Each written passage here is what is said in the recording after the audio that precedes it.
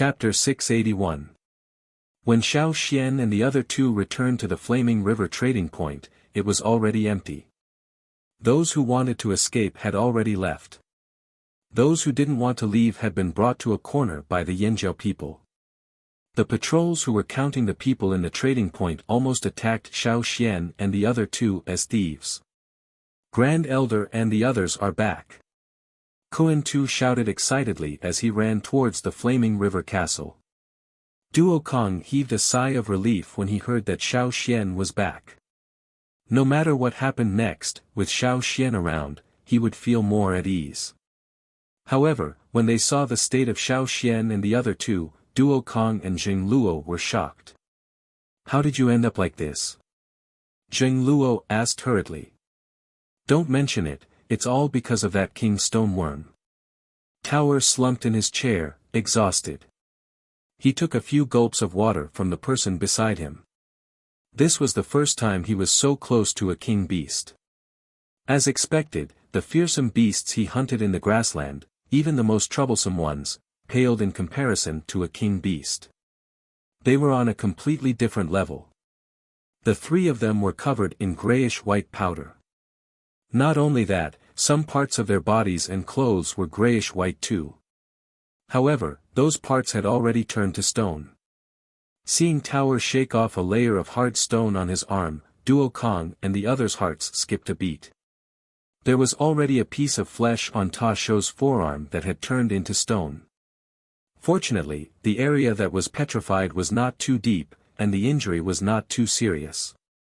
However, when they saw that piece of flesh that was dripping with blood after shaking off the stone fragments, everyone present felt uneasy.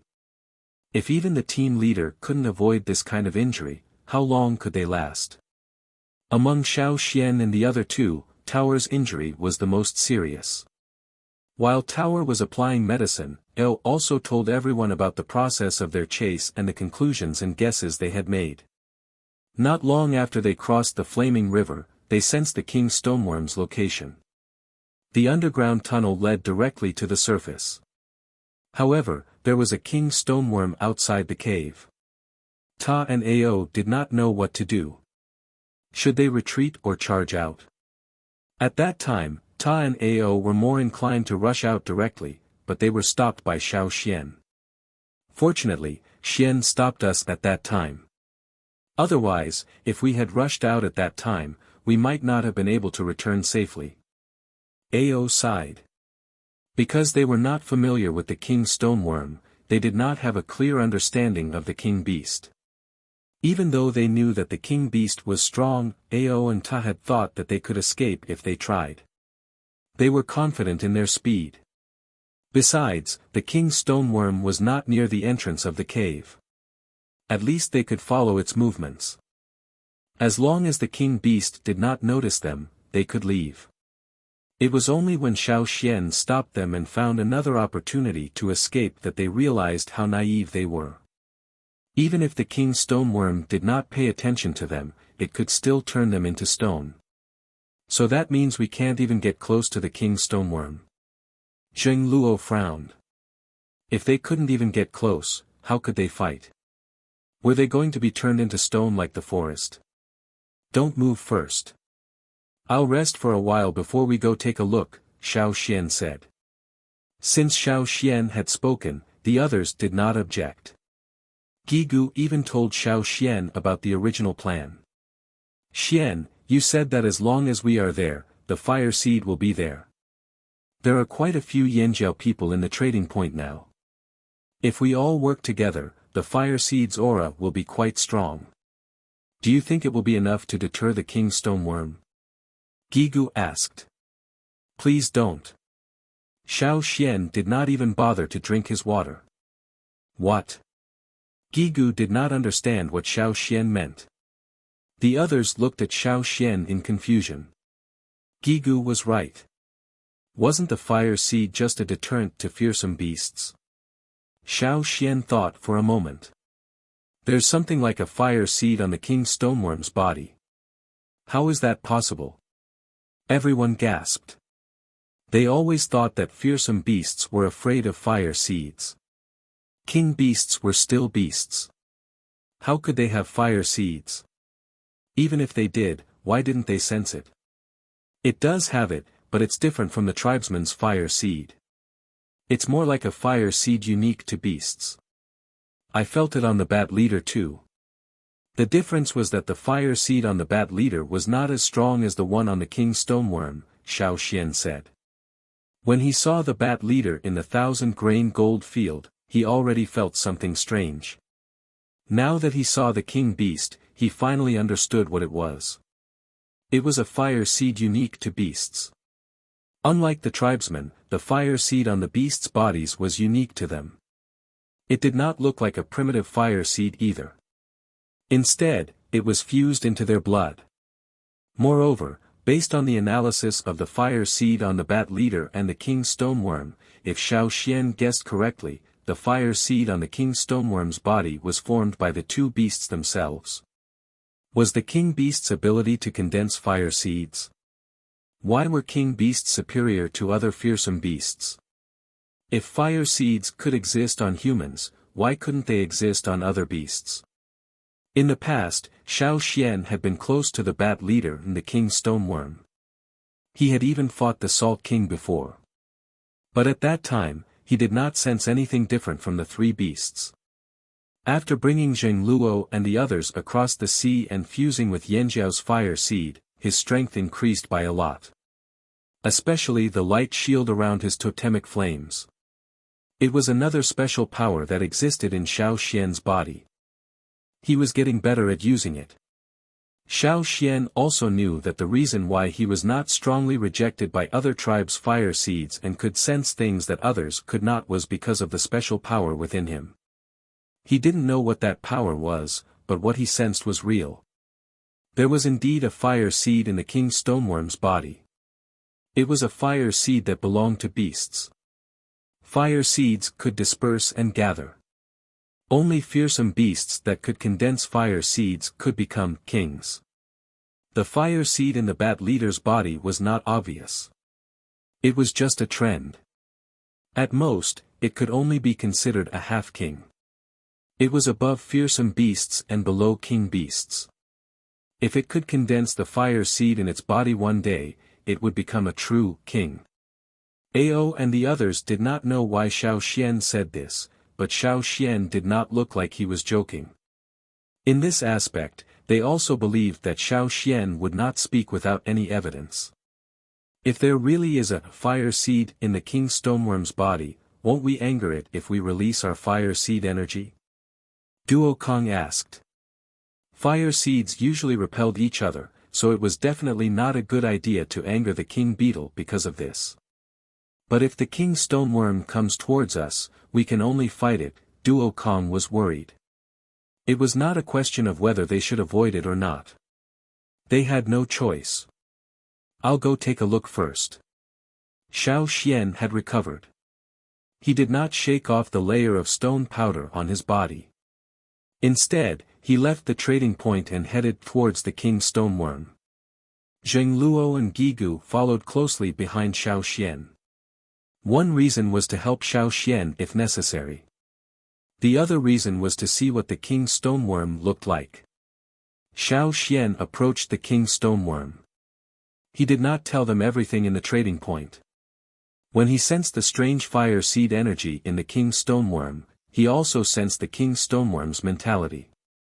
Just like the totemic flame in Xiao Xian's mind, it would change according to the warrior's mentality and emotions. The king stoneworm did not have a totemic flame, but it had a similar fire seed energy. As the energy fluctuated, the king stoneworm expressed its thoughts and emotions.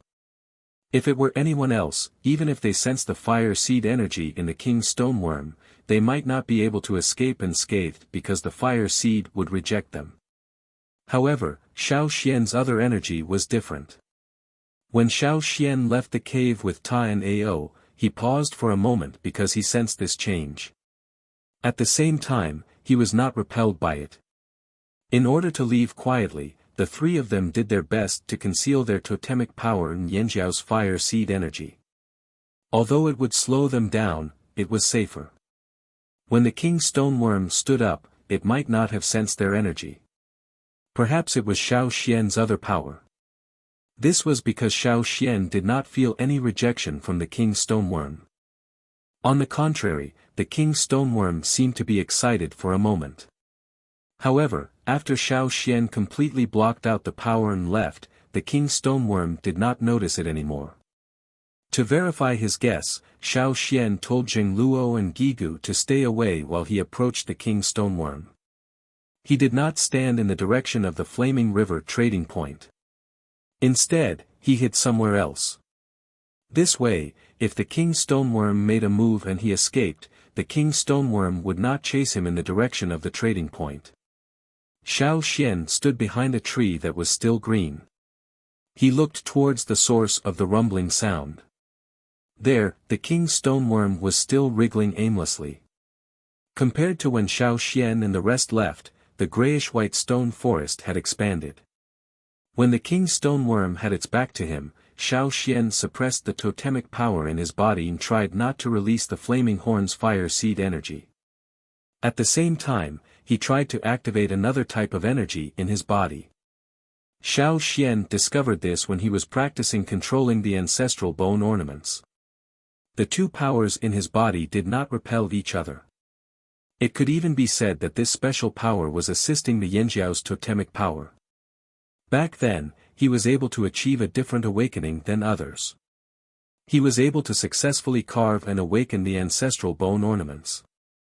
He was able to absorb fire crystals before fusing with the fire seed. These were all because of this special power. Being able to master this power was a great improvement for himself. Putting away his other emotions, Xiao Xian slowly activated the other power. In his sea of consciousness, the totemic flames did not change much. However, the light shield outside started to brighten. Every time it flashed, it would become brighter by a bit. Gigu and Jing Luo did not understand what Xiao Xian was doing. They could only see Xiao Xian standing behind a tree. He did not move and his eyes were closed. They did not know what he was thinking. Why did he close his eyes instead of looking at the King Stoneworm? But soon, they realized that the rumbling in their ears had stopped abruptly. They looked over. In the stone forest, the wriggling King Stoneworm's upper body was slightly raised. Its massive body did not have feet, only rings of wrinkles on its body. It did not seem to have any hard armor, nor did it have any intimidating spikes. It did not even seem to have any offensive power. However, such a massive beast was able to make countless people and beasts tremble in fear. They did not even have the courage to fight back. When it turned to look over, Gigu and Jing Luo did not even see where its eyes were. They did not know how it saw. It only raised its upper body slightly. Its head was already taller than the tallest tree in the forest. In the distant sky, the long-winged bird that had finally escaped Cha-Cha's pursuit stopped. Wu He looked over at the King Stoneworm. Even though he could not see it clearly, he could still see the silhouette beyond the forest. What's going on? Wu He did not understand. Why did the King Stoneworm suddenly stop? It even looked around. His heart was itching again. Wu He looked around and did not see the eagle again. He patted the long-winged bird. Let's go. Coo, the long-winged bird cooed softly, obviously unwilling. They had just escaped and now they had to go back. The eagle was still around. It would be killed. Let's go. Be careful. Something must have happened. Wu He's instincts told him that something was wrong. Could it be that the king beast was finally heading towards Yanjiao? Thinking about it this way, Wu He was even more unwilling to miss this good show. No matter how unwilling the long-winged bird was, it would not disobey its master's orders. It could only slowly and carefully fly over. In the stone forest, the King Stoneworm turned its round head and scanned its surroundings. Finally, it confirmed Xiao Xian's location. Rumble, the sound of its enormous body crashing into the stone forest rang out again. This time, it was more urgent than before. The King Stoneworm moved even faster. Gigu and Jing Luo, who were hiding in the dark, saw the king stoneworm moving towards Xiao Xian. They were anxious and even whistled a few times to warn him. Xiao Xian did not open his eyes but raised a hand to signal to Gigu and Zhengluo. He knew that the king stoneworm was coming his way.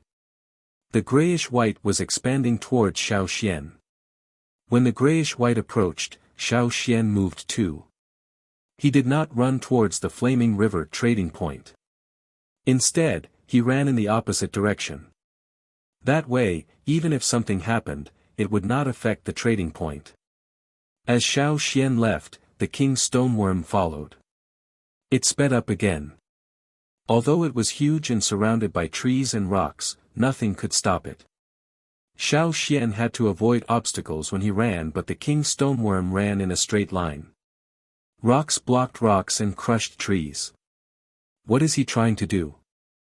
Wu He was confused when he saw what was happening below. He could recognize that the person running in front of the king stoneworm was the one who summoned the giant mountain eagle. He was a Yanjiao tribesman. What he did not understand was that the Yanjiao tribesman had clearly left. Why did he come back? And why was the king stoneworm following him? Was he trying to lure the king stoneworm away? Chapter 682. It was naturally a good idea to draw the trouble away instead of confronting it head-on. However, the prerequisite was that the trouble had to be really far away from here. Using one person as bait to lure the king beast away, while the rest stayed put. Could it be that Yanjiao wanted to sacrifice one person to protect the rest? Wu He guessed as he watched the situation below. At the same time, Xiao Xian, who was circling the forest, had no time to pay attention to anything else. He was only focused on the king stoneworm behind him. He circled the forest, and the king stoneworm followed him. However, it was only heading in Xiao Xian's direction. Even if there was a mountain in front of it, it would not go around it. It would go straight through it. Wherever the king stoneworm walked, it left behind a stone path with obvious wrinkles on the ground. The trees around the stone path all turned gray, and the caves it passed through left behind a straight tunnel. Just like how the king stoneworm could move freely in its nest, here, the mountain rocks were as easy as a wild beast stepping on the grass. Moreover, when it passed through the entire mountain, the sound it made when it moved through the mountain was much quieter than when it moved on the ground. Xiao Xian had been paying attention to the fire seed energy emitted by the king stoneworm, as well as the fire seed energy waves on its body. This allowed him to guess the king stoneworm's emotions. He realized that the king stoneworm's emotions were not very strong. It could even be said that it was monotonous. Other than happiness and excitement, he could not sense anything else. Xiao Xian did not know if it was because his ability was limited, or because the king stoneworm's emotions were not rich to begin with. He believed the latter. If the king stoneworm's emotions were not rich, it would not be a good thing. In that case, Xiao Xian would not be able to sense clearly what it wanted to do, and what its goal was. Xiao Xian could only try and guess. Fortunately, at least until now, the king stoneworm had not shown any hostility to Xiao Xian. In fact, there was even a hint of friendliness in its happiness. This did not mean that the king stoneworm would not attack Xiao Xian, but it might treat Xiao Xian as one of its own, just like how the bat leader treated Xiao Xian as one of its own. The difference was that the bat leader didn't attack Xiao Xian, but the king stoneworm didn't know how to control its power. If the distance between Xiao Xian and the king stoneworm got closer, Xiao Xian's fate would be obvious. He would be turned into a stone forest. Zhengluo and Gigu saw this and guessed that Xiao Xian wanted to lure the king stoneworm away. But how far did he have to lure it away? How was Xiao Xian going to get rid of the king stoneworm? There's still Cha-Cha. Gigu looked up at the sky. Seeing that Cha-Cha was following them, he felt relieved. That's good, that's good. Zhengluo was relieved. As long as the king stoneworm was lured away, Cha-Cha could bring Xiao Xian back. The king stoneworm couldn't fly anyway, so what if it was powerful? After thinking it through, he first took out a strip of cloth and wrote a few simple words on the cloth with a bamboo tube of paint that he carried with him. Then, he called the snow-white falcon over and had it bring the cloth to the trading point. A white figure flew out from the forest with a piece of cloth tied to its leg. It flew straight towards the trading point without looking at the long-winged bird in the sky. Duo Kong and the others were waiting anxiously at the trading point. They didn't see Xiao Xian and the rest for a long time, nor did they see any signs of the king beast. They could only walk around in circles, not in the mood to sit down and wait. Finally, seeing the white falcon flying over, Ao, who was lying down and resting, got up and untied the cloth tied to the falcon's leg. What did it say? Duo Kong and Ta hurried over. Gigu wrote it. He said that Xian has lured the king beast away, Ao said. Lured away? Duo Kong was confused. Was a king beast that easy to lure away? If it was that easy, why were they so afraid of the king beast? Back at the salt flats, the salt beast acted based on its own preferences and emotions. It didn't care about anything else. The king stoneworm shouldn't have been that easy to lure away either. But since it was Xiao Xian who did it, it was possible. It's a good thing if it's lured away, Ta said. He didn't want to fight the king stoneworm because he knew what it was capable of. Without absolute power, fighting a king beast would be a waste of their tribe's manpower. The result might not even be satisfactory.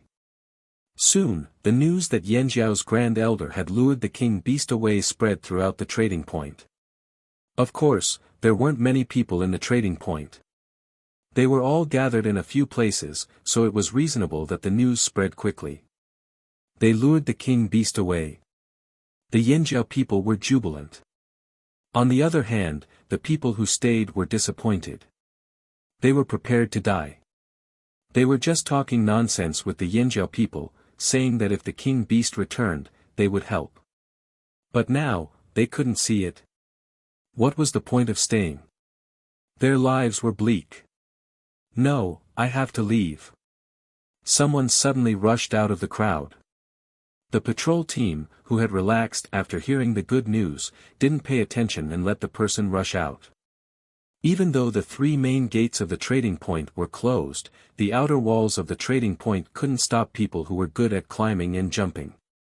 The patrol team couldn't leave just because of one person. They couldn't just leave like that. Even though the news from the Flaming River Castle said that the Grand Elder had lured the king beast away, they didn't have any other orders, so they couldn't just leave like that. Other than that person, a few more people left. The rest wanted to leave too. They wanted to see the king beast, but they were beaten up. At a time like this, the Flaming Horns did not want to cause more trouble because of these few people. Duo Kong also frowned when he heard the news. He was also worried that the people who ran out would interfere with Xiao Xian's plan. So, he led a team to chase after them. If they interfered with Xiao Xian's plan to lure the king beast away, they would be killed immediately. Master, did the king beast really leave? Grasshopper looked anxiously in one direction and asked carefully. If he really lured the king beast far away, wouldn't you feel it? Not yet. EC looked at the spikes on Grasshopper's back that ran along her spine. When Grasshopper was scared, the spikes on his back would stick out. Although he had retracted them a little, the spikes on his spine were still standing straight. Ching Fu's brain wasn't very bright, but the beast blood flowing in his body made him more sensitive to danger. Even if his brain didn't realize it, the instinct of a beast that was deeply embedded in his bones existed like a conditioned reflex. Grasshopper touched the spikes on his back and responded slowly, "Oh." Others might only be afraid of the king beast, but he was terrified of its aura. He almost peed his pants. On the other side, Xiao Xian did plan to lure the king stoneworm away. The fact that the king stoneworm was following behind him confirmed some of his guesses. But where was he going to lure the king stoneworm now? Leading it upstream? Or should it be directed downstream? Or central? If he lured it to central, he would probably make Yanjiao hate him. After all, many people knew about this and it wasn't wise to hide it. Logically speaking, it was best to lure it to a place with fewer people. There weren't as many tribes upstream as there were downstream. The Rain tribe was just a little upstream from Yanjiao. If he lured it upstream, he would have to avoid the Rain tribe and the other tribes that Xiao Xian knew lived upstream. If it was just the Rain tribe and the other tribes, it would be easy. As he was thinking, Xiao Xian saw a river in front of him. This river was a branch of the Flaming River. It wasn't very big. During the driest times, he could see two large green rocks on the riverbed. But now, there was still a lot of water and the rocks were nowhere to be seen. Xiao Xian wanted to walk along the river, but after thinking about it, he gave up. Instead, he kicked down a tree that was as thick as 3 people and threw the trunk into the river. He gathered strength in his legs and his body shot out. When he landed on the surface of the water, he stepped on the tree trunk again and jumped to the other side of the river.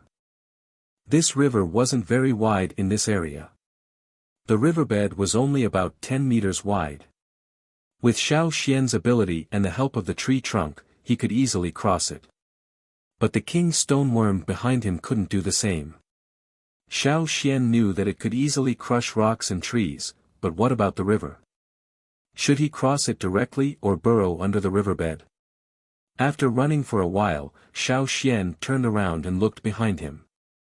The king stoneworm had followed him to the riverside and stopped. It looked at the water, then raised its head slightly to look at Xiao Xian. It was probably thinking about how to cross the river.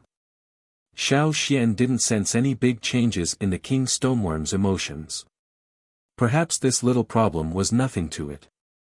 Just as Xiao Xian was guessing how it was going to cross the river, the king stoneworm moved. It didn't burrow into the ground but continued to walk towards Xiao Xian, as if the river didn't exist. Crack crack crack, the sound of water freezing could be heard. Xiao Xian saw that as the king stoneworm approached, the water in the river froze as if it was frozen, spreading outwards from where it was closest to the king stoneworm. What was different from the frozen river was that the water in that area was the same as the forest, turning into a grayish-white color. The water had turned into stone. Without changing its wriggling posture, the king stoneworm continued to walk as if it was walking on flat ground. However, under the king stoneworm's body, as it moved forward, a stone path was laid out on the surface of the water. It was like a moving train with a track laid out in front of it. It only needed to keep moving forward. Taking a deep breath, Xiao Xian looked at the king stoneworm that was about to cross the river. He turned around and continued running. This time, he made a U-turn and returned to the riverside. Then, using the same method, he jumped over the river with the help of the tree trunk. The king stoneworm behind him also used the same method to cross the river, forming a stone path on the river surface. An idea suddenly popped into Xiao Xian's head. Thus, the group of people who were chasing after the king stared at Xiao Xian, who was originally running away from the flaming river, returning with the king beast. Chapter 683. What's going on? Why is he back again? What are they trying to do? The people who had come to see the king beast felt that it was better to turn around and run after seeing it. No one dared to go any closer. Even if they weren't in danger yet, they could feel the oppressive aura that made them tremble in fear. The petrified forest they saw along the way had really shocked them. Just one look was enough. They just wanted to keep a safe distance from the king beast. That was why when they saw the Yanjiao Grand Elder, who was said to have lured the king beast away, running back, they didn't have time to think and quickly ran away. As Xiao Xian ran back, he called Gigu over and said a few words to him. Then, he led the king beast in a circle, giving Gigu time to inform the people at the Flaming River Castle. Because Xiao Xian and Gigu were far away, the others didn't know what they were talking about or what they wanted to do. They only saw Xiao Xian running away with the king beast while Gigu ran back to the Flaming River Castle. Xiao Xian asked Gigu to inform the people at the Flaming River Castle that he was running with the king beast towards the Flaming River. They might be close to the Flaming River Castle for a while, so they should be prepared. They shouldn't release their fire seed's aura and try to hide it as much as possible. That way, the king beast wouldn't notice them. If the king beast didn't follow Xiao Xian and ran towards the Flaming River Castle, they should evacuate first. The Flaming River Castle could be rebuilt if it was destroyed, but it wasn't wise to fight the king beast. Moreover, Xiao Xian had been running with the king stoneworm for a long time. He had some understanding of the king stoneworm's strength. Although it wasn't complete, he was sure that this king stoneworm wasn't any weaker than the salt beast he saw on the other side of the sea. If the two were to fight together, the salt beast would be at a disadvantage. Even if Xiao Xian lured this giant beast away now, it wouldn't be a long-term solution. No one could guarantee when it would come back. The best way to solve the problem was to bring it back to its nest. According to Xiao Xian's guess, this king stoneworm had no sense of direction and couldn't find its way back. However, if things weren't as he thought and the king stoneworm didn't want to go back to its nest, then luring it to the forest filled with fearsome beasts was a good solution. It was better than leaving it at the Flaming River. After all, there were many tribes here and no one had the confidence to kill it directly. Hoping that several tribes would work together to fight the king stoneworm. He was afraid that not only would that not happen, but it would also make everyone blame the Flaming Horns tribe. Since the king stoneworm wasn't afraid of water, why not lure it to where it should stay? This was the conclusion Xiao Xian came to after careful consideration. Gigu conveyed Xiao Xian's message to the trading point.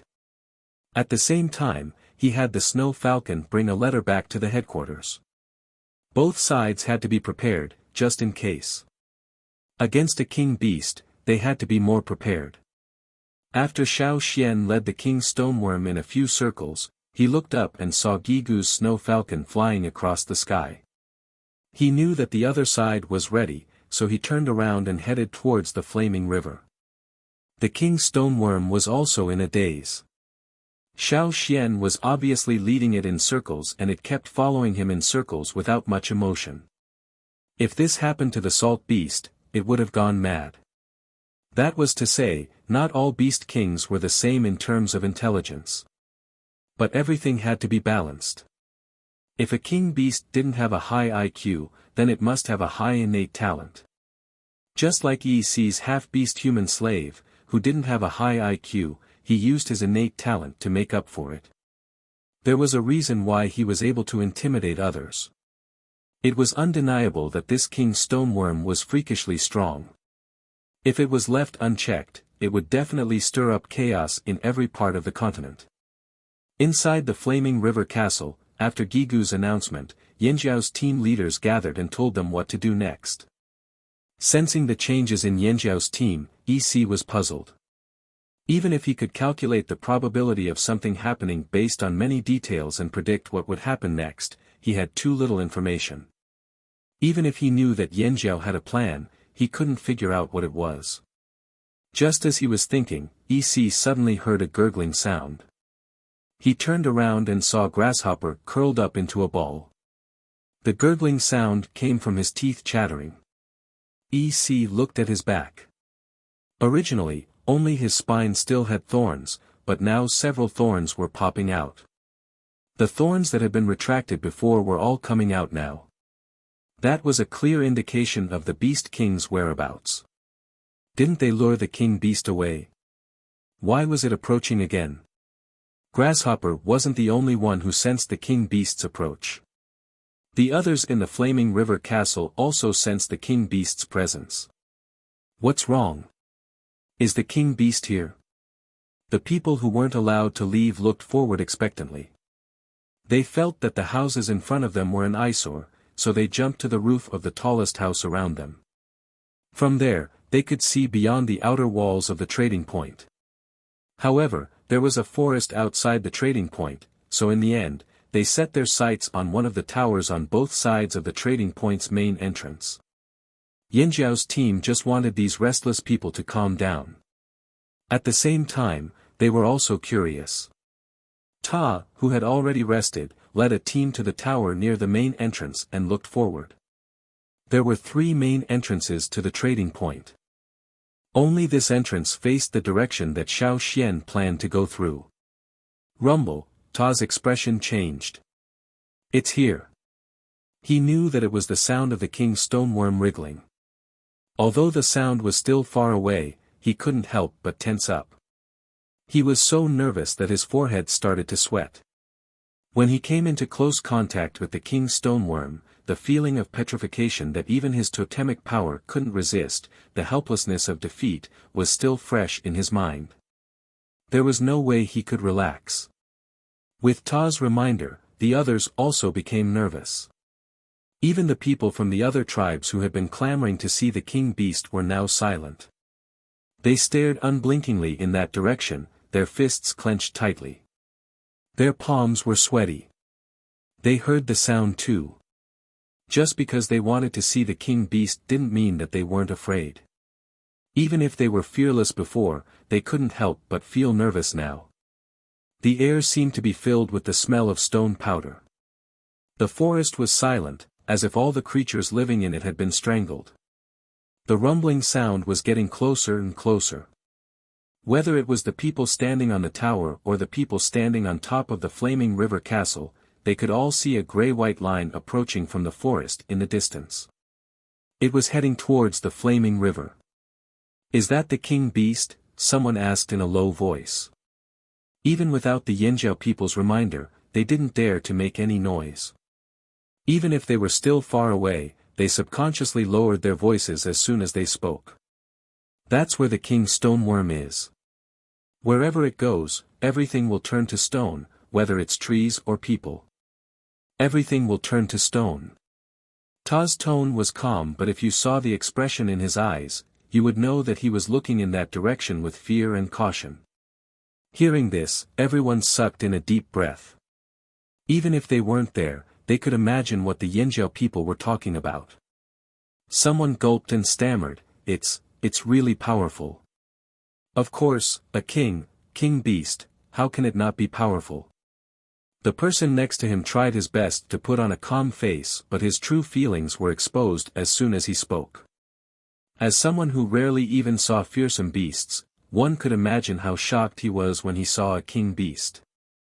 But soon, everyone's attention shifted from the king beast to the Yanjiao people's goal. "Didn't you say that you've lured it away? Why did you lure it back?" EC asked. He was the calmest person among the non-Yanjiao people. Ta glanced at him. "We have our reasons for doing this." He didn't want to say more. In fact, he wasn't sure either. Xiao Xian's plan was crazy. He wouldn't have thought of it even if he was beaten to death. But after thinking about it, it really was the best plan. "Let's wait and see," Ta said dryly and didn't say anything else. Who was in the mood to talk now? Even though the king beast wasn't heading in their direction, it wasn't too far from the flaming river trading point. Everyone could even see the green forest turning into a grayish-white petrified forest. Those who didn't have a clear understanding of beast kings felt their knees go weak and cold sweat trickled down their backs. They opened their mouths several times, wanting to say something, but no words would come out. They could only stare at the beast kings with their eyes wide open. The muscles on their faces twitched, giving them a ferocious look. Rumble, the wriggling sound of the king's stoneworm was like thunder in everyone's hearts, again and again. Unknowingly, everyone in the trading point started breathing cautiously. They couldn't see Xiao Xian leading the king's stoneworm. They couldn't even see the king's stoneworm's figure in the petrified forest. But the grayish-white expanding in their field of vision left a deep impression on them. This was a king beast. Those who were clamoring to fight a king beast now felt that they were so naive and stupid. But no one mocked him at a time like this. Everyone's eyes followed the expanding grayish-white until the rumbling in their ears weakened. The king's stoneworm was already in front of them, heading towards the flaming river. Only then did they come back to their senses. "You all stay here. I'll go take a look." Ta jumped down from the tower and ran towards the flaming river. The trading point was safe for now. He wanted to go take a look. Chapter 684. Other than the people at the Flaming River trading point, some of the people who were supposed to leave were also paying attention to the king's stoneworm. Among the first batch of people to leave, how many of them actually wanted to leave instead of hiding in the dark and waiting for an opportunity to rob the trading point? The Yanjiao people had a lot of good stuff and they were jealous. Usually, they were afraid of the Yanjiao people's strength, so they didn't dare to make a move. But now, wasn't this the perfect opportunity? If they didn't make good use of this opportunity, they would be letting themselves down. Although it was dangerous, it was necessary to take risks if they wanted to reap greater rewards. However, they didn't expect things to develop so differently from what they had expected. Until now, they still hadn't made a move. Even the teams that were far away from the Flaming River trading point still sent people to keep an eye on the movements around the trading point. Hence, although they were slower to find out what was going on around the trading point and the Flaming River, they still had a rough idea. At this moment, Xiao Xian didn't have time to care about other people's feelings. He only had his eyes on the king's stoneworm behind him to make sure it was still following him. After passing through the forest, the Flaming River was just ahead. Perhaps they had sensed the king beast's presence. The piranhas that used to be active in the river were all avoiding them. Without stopping, Xiao Xian took a deep breath and whistled. Cha-Cha, who had been following him in the air, flapped its wings and dived down. Xiao Xian grabbed Cha-Cha's claw with one hand and was brought to the top of the Flaming River. This was the most important part of the plan. The king's stoneworm's actions were the key to their success. In the forest, Gigu and the rest were getting more and more nervous. They didn't even dare to breathe loudly as they prayed in their hearts, "Ancestors, please protect us." This was not the small river from before. The Flaming River was a few hundred meters wide and close to 1,000 meters wide. How was the king's stoneworm going to cross such a huge river? Actually, according to Xiao Xian's plan, there was an ideal situation and a less ideal one. Of course, even if things didn't go as planned, as long as the king's stoneworm could cross the river, it would be good enough. The method of crossing the river was secondary.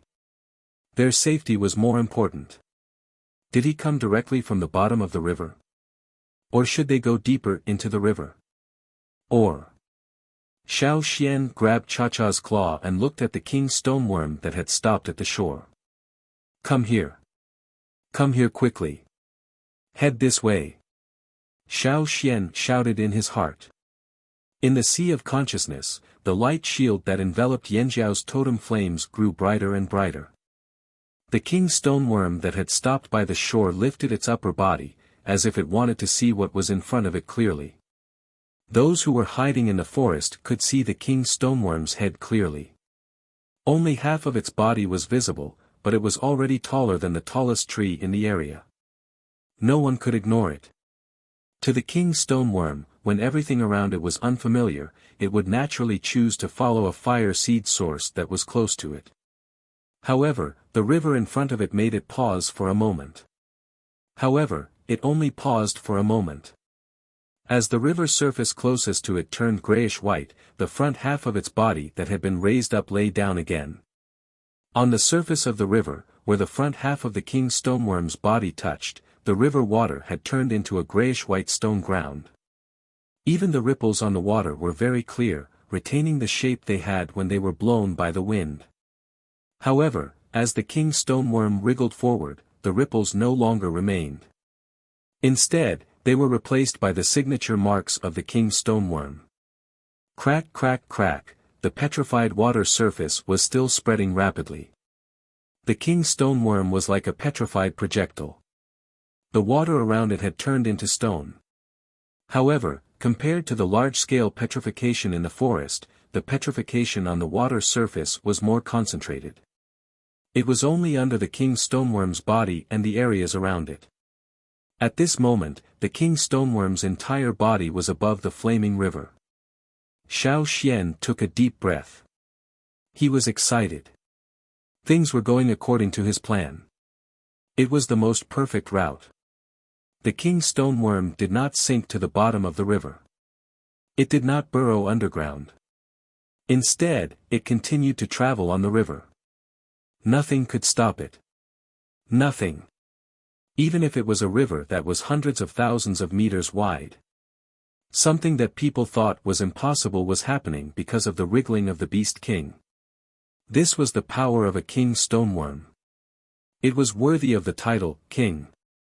As the king stoneworm continued to move forward, Xiao Xian had Cha-Cha bring him to the other side of the river. They controlled their speed and direction. They did not deviate from the route, nor did they go too far or too close. They maintained the most suitable position and flew forward. This was only the beginning. A long, straight bridge appeared in front of everyone's eyes. As the enormous body moved forward, it gradually extended forward.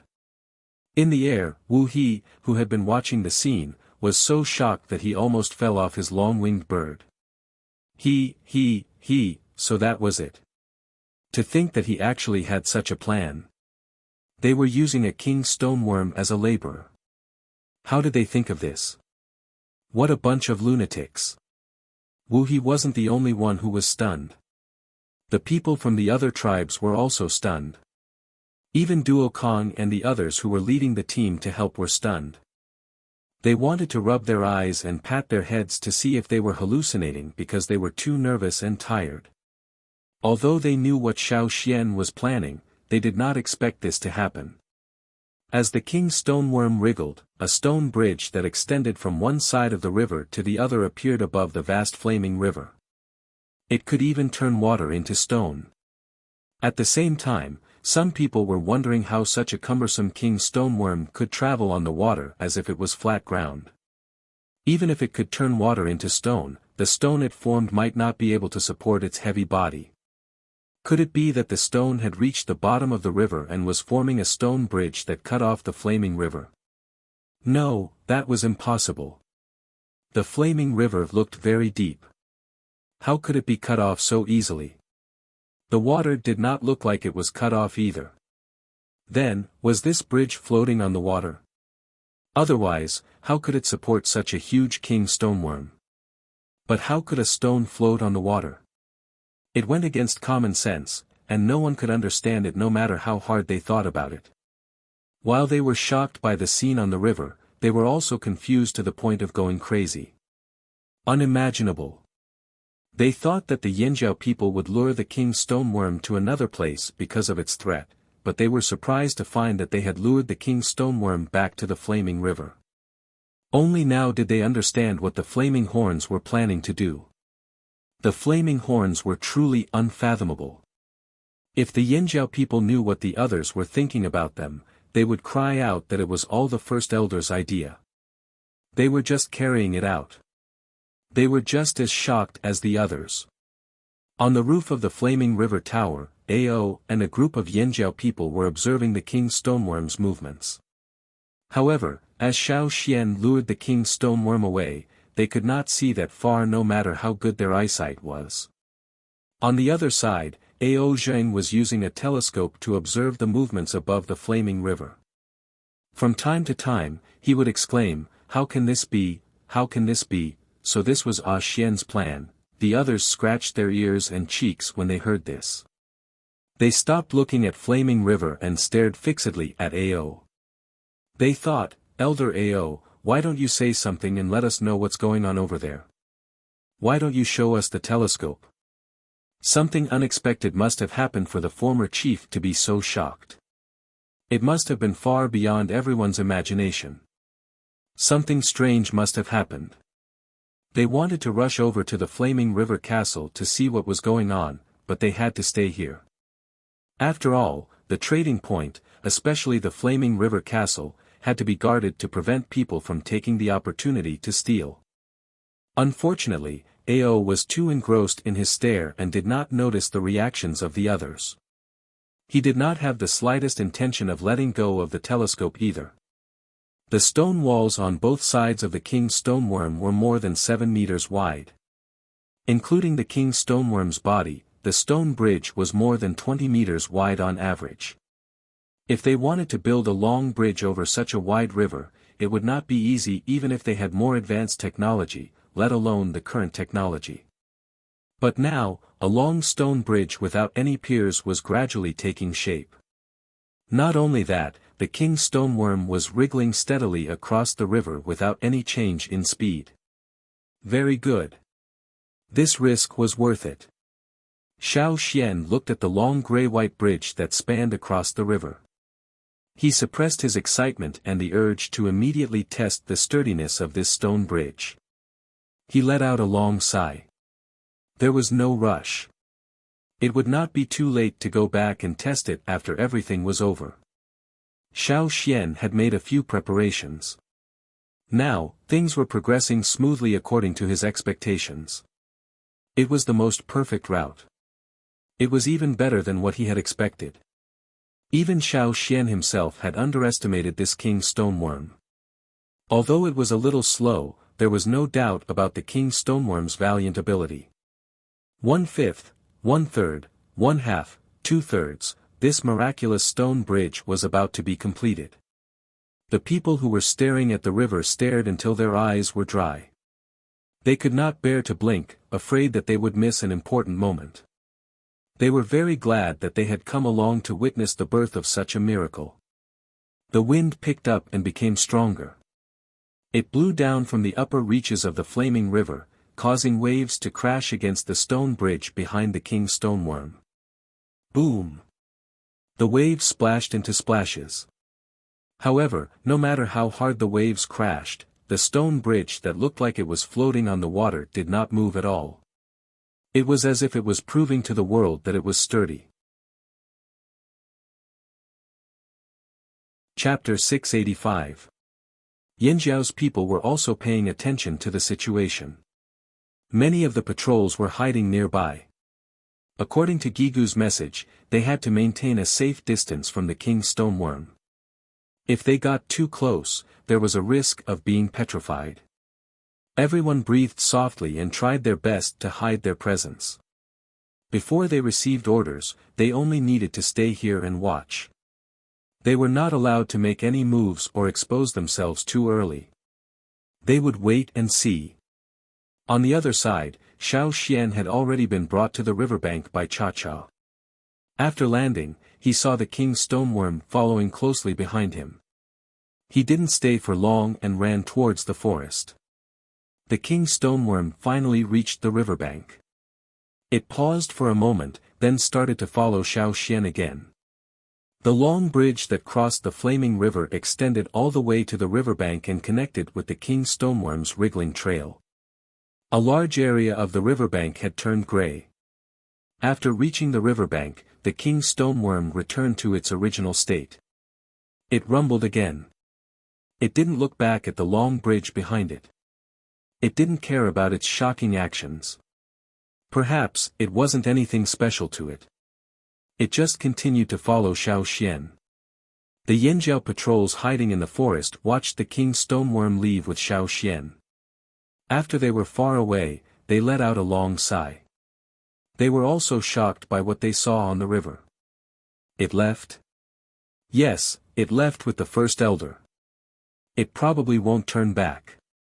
What's that on the river? What did the king stoneworm make? That should be called a bridge. I heard the first elder mention it before, but he said that his abilities were limited so he couldn't build it, someone said. So the bridge is built now? Is that it?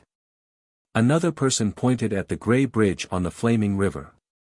Should be. Why don't we go take a look? Let's not. We'll wait for the first elder and the others to come back. Wei stopped the person who wanted to go over. Hey, boss, look over there. Someone's coming. The person behind Wei shouted towards the opposite shore. Wei looked over. There were indeed people on the other side of the flaming river who had stepped onto the gray bridge. I think it's Leader Duo Kong. Oh, and Leader Ta. Elder Zheng Luo and Chief are here too.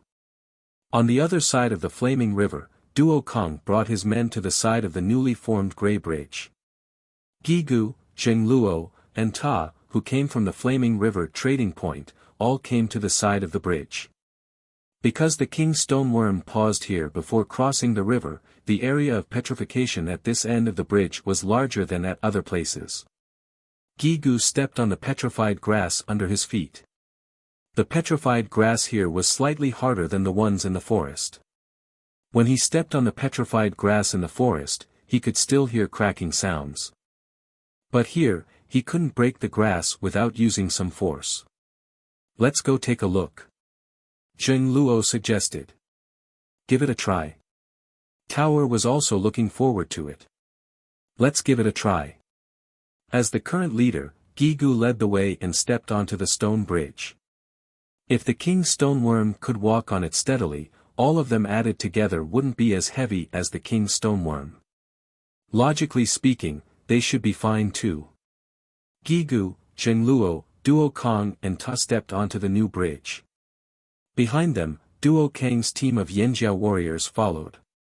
To them, this was a new experience. After Gigu stepped on it, he stepped on it with some force.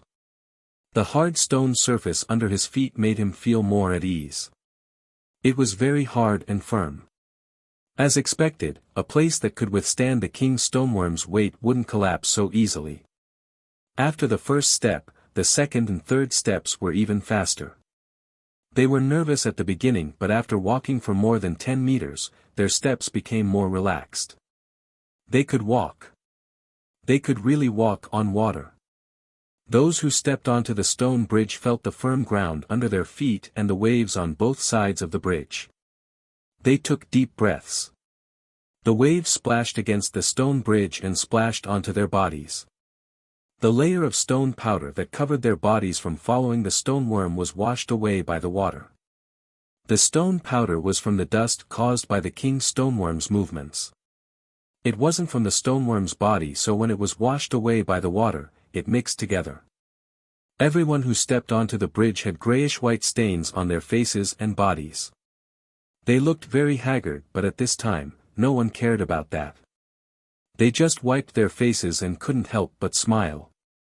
With a long bridge here, it would be more convenient for Yanjiao. After all, ships weren't everything and they didn't have as many giant mountain eagles as the Hui tribe. Even if they did, it would still be inconvenient. However, if there was a long bridge that spanned across the two shores, then everything would be much simpler. If they wanted to transport goods between the Flaming River trading point and the Flaming Horn headquarters, they could do so at any time, rain or shine. In the future, when they controlled both sides of the Flaming River, even tribesmen who couldn't follow them on the ships could travel between the two sides easily. This bridge connected the two sides of the Flaming River. Yanjiao's group of about 30 people attracted the attention of hundreds of pairs of eyes. Wu He, who was in the sky, and the people from the other tribes who were hiding in the forest behind them, as well as the people from the headquarters on the other side of the bridge, were all staring at their movements. They craned their necks to watch them walk from one end of the bridge to the other side step by step. They really can walk across. A tribesman who was sent by an expedition team to scout the situation stared at the back of the group on the stone bridge. His voice was full of surprise. "I want to walk across too, but that's Yanjiao territory." Another person hiding behind a tree stared at Gigu's group. Some of the braver ones came out of the forest and walked to the side of the stone bridge. However, they didn't dare to step on it directly. From their point of view, since the Yanjiao made this place, it definitely belonged to the Yanjiao people. Without the Yanjiao's permission, it would be considered trespassing and provocation if they stepped on it. After the incident with the king beast, they were even more wary of the Yanjiao people, so it was better to be cautious. However, looking at the stone bridge in front of them, their hearts itched unbearably. Someone quickly went over and stepped on it. Then, like the wind, they ran into the forest and hid. It could be considered a personal experience, and they were addicted to it. The others watched the figure disappear into the forest like the wind, then looked at the bridge not far away. They gritted their teeth, took 2 big steps forward, stepped on the bridge, then quickly retreated and ran away. In the sky, Wu He, who was sitting on his long-winged bird, watched the Yanjiao people successfully walk from one end of the bridge to the other. He secretly decided that when he saw the other Changles, he would brag about it. It wasn't easy to witness the birth of such a miracle. Luckily, he was brave enough at the crucial moment. Otherwise, if he left just like that and heard about it from others, he would definitely regret it. Regardless of how the others felt, Xiao Xian continued to lead the King Stoneworm into the forest. The King Stoneworm wouldn't discuss when to rest with Xiao Xian. As long as it continued to follow behind, Xiao Xian couldn't stop. He kept running towards the King Stoneworm's nest. However, the King Stoneworm had probably used up too much energy to cross the river. When it reached the bank, it slowed down quite a bit. To it, wriggling on the ground was more difficult than underground. Stoneworms ate rocks. Xiao Xian wasn't sure what the King Stoneworm ate. Whether it ate rocks, soil, or the unknown stones deep underground, it was all underground. It was used to wriggling underground, so of course it was very uncomfortable on the ground. Therefore, not long after it reached the bank, the King Stoneworm burrowed into the ground. Of course, it still followed Xiao Xian. It didn't burrow into the ground, but kept a distance from the surface. This allowed it to wriggle underground and sense Xiao Xian's presence. It followed closely behind Xiao Xian. Perhaps it had used up a lot of energy to cross the river, and with the 2 days of running, the area of petrification had narrowed. After the King Stoneworm burrowed into the ground, the vegetation on the ground wasn't petrified. However, if a layer of grass was removed, the petrified soil would gradually be revealed. Xiao Xian could sense the King Stoneworm's location. He didn't stop. As he brought the King Stoneworm back into the forest, his plan was almost complete. This was a very good sign. Even if the vegetation on the ground wasn't petrified, the King Stoneworm's aura was still very intimidating to the various beasts in the forest. Sensing the King Stoneworm's approach, the fearsome beasts hurriedly avoided it. This made it much easier for Xiao Xian to move forward. Without any disturbance from the fearsome beasts, Xiao Xian smoothly made his way to his destination. It wasn't a short journey, and when he crossed the river, the sun was already setting. When the sun set and night arrived, Xiao Xian was still some distance away from the King Stoneworm's nest. He had to rush through the night. Fortunately, he had special vision at night so he could maintain his speed in the forest at night. When a hunting team entered the forest, they would consider the distribution of fearsome beasts and members to decide whether to go in a straight line or take a detour. But now, Xiao Xian was alone, with a king beast following behind him. In this forest that Xiao Xian was familiar with, no fearsome beast would have the mind to attack Xiao Xian when a king beast approached. Therefore, Xiao Xian boldly ran through the shortest distance. The night passed, and when the dark sky began to brighten, Xiao Xian finally saw the tall mountain. Probably sensing a familiar scent, the King Stoneworm behind Xiao Xian suddenly sped up. It was so excited that it couldn't control its strength. A large patch of grayish-white appeared on the ground and expanded rapidly. The King Stoneworm didn't break out of the ground. It was still underground. Not only did it not come out, it even burrowed deeper into the ground. Xiao Xian could sense that the King Stoneworm was far away. The grayish-white patch on the ground stopped expanding. Xiao Xian also concealed his aura. He had done what he needed to do. Roar, roar, squeak, in the mountain ahead, the cries of various beasts could be heard. The beasts that entered the mountain while the King Stoneworm was away were greatly frightened. They scrambled to get out of the cave. The king of the mountain had returned. How could they have the courage to stay in the mountain? Chapter 686. Xiao Xian rested beside the King Stoneworm's nest for about an hour. He hunted a fearsome beast and shared it with the Cha-Cha. Because the King Stoneworm had just returned, all the other fearsome beasts in the area had fled. They wouldn't come near for a while, so Xiao Xian wouldn't have any trouble staying here. Not long after the king stoneworm entered the mountain, the commotion died down and everything calmed down. The king stoneworm didn't come out of the mountain again. Xiao Xian could sense that the king stoneworm was at the bottom of the mountain. It seemed to be in a good mood too.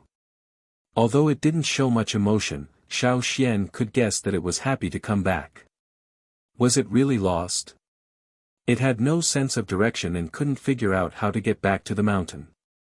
All it could do was run in a random direction, but it ended up going further and further away. How stupid. However, its strength was feared by many people and beasts.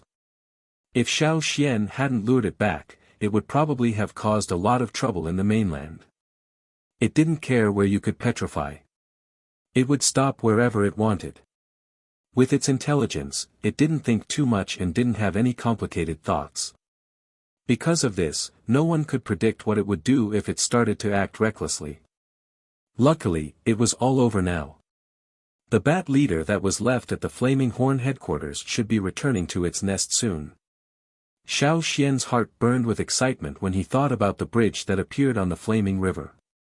That was a bridge that spanned hundreds of thousands of meters. He didn't know what the bridge was like. Could it meet his standards? The more he thought about it, the more restless Xiao Xian became. After eating the fearsome beast meat, he recovered a lot of energy. Looking at the clouds in the sky, Xiao Xian got up to extinguish the fire and clean up the traces. Then, he set off. Xiao Xian met Duo Kong and the rest along the way. It turned out that after crossing the long bridge, Duo Kong had brought people to chase after Xiao Xian. He thought that if Xiao Xian needed help, they could help. He didn't expect Xiao Xian to have already settled everything. Has the king stoneworm gone back? Duo Kong asked. It's gone back. It probably won't come out again unless there's another disaster, Xiao Xian said. That's good. That's great. Duo Kong said a few words in a row. They really didn't want to fight against the king stoneworm.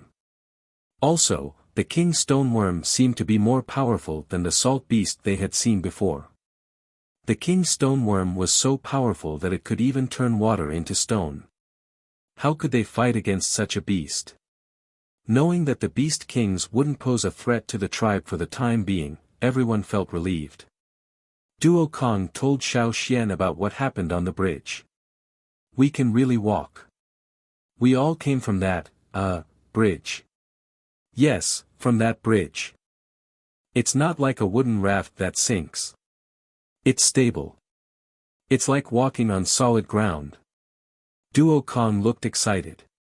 In his impression, the so-called bridge was mostly just a huge piece of wood, just like the tree trunk they used to cross the artificial river outside the tribe when they were on the other side of the sea.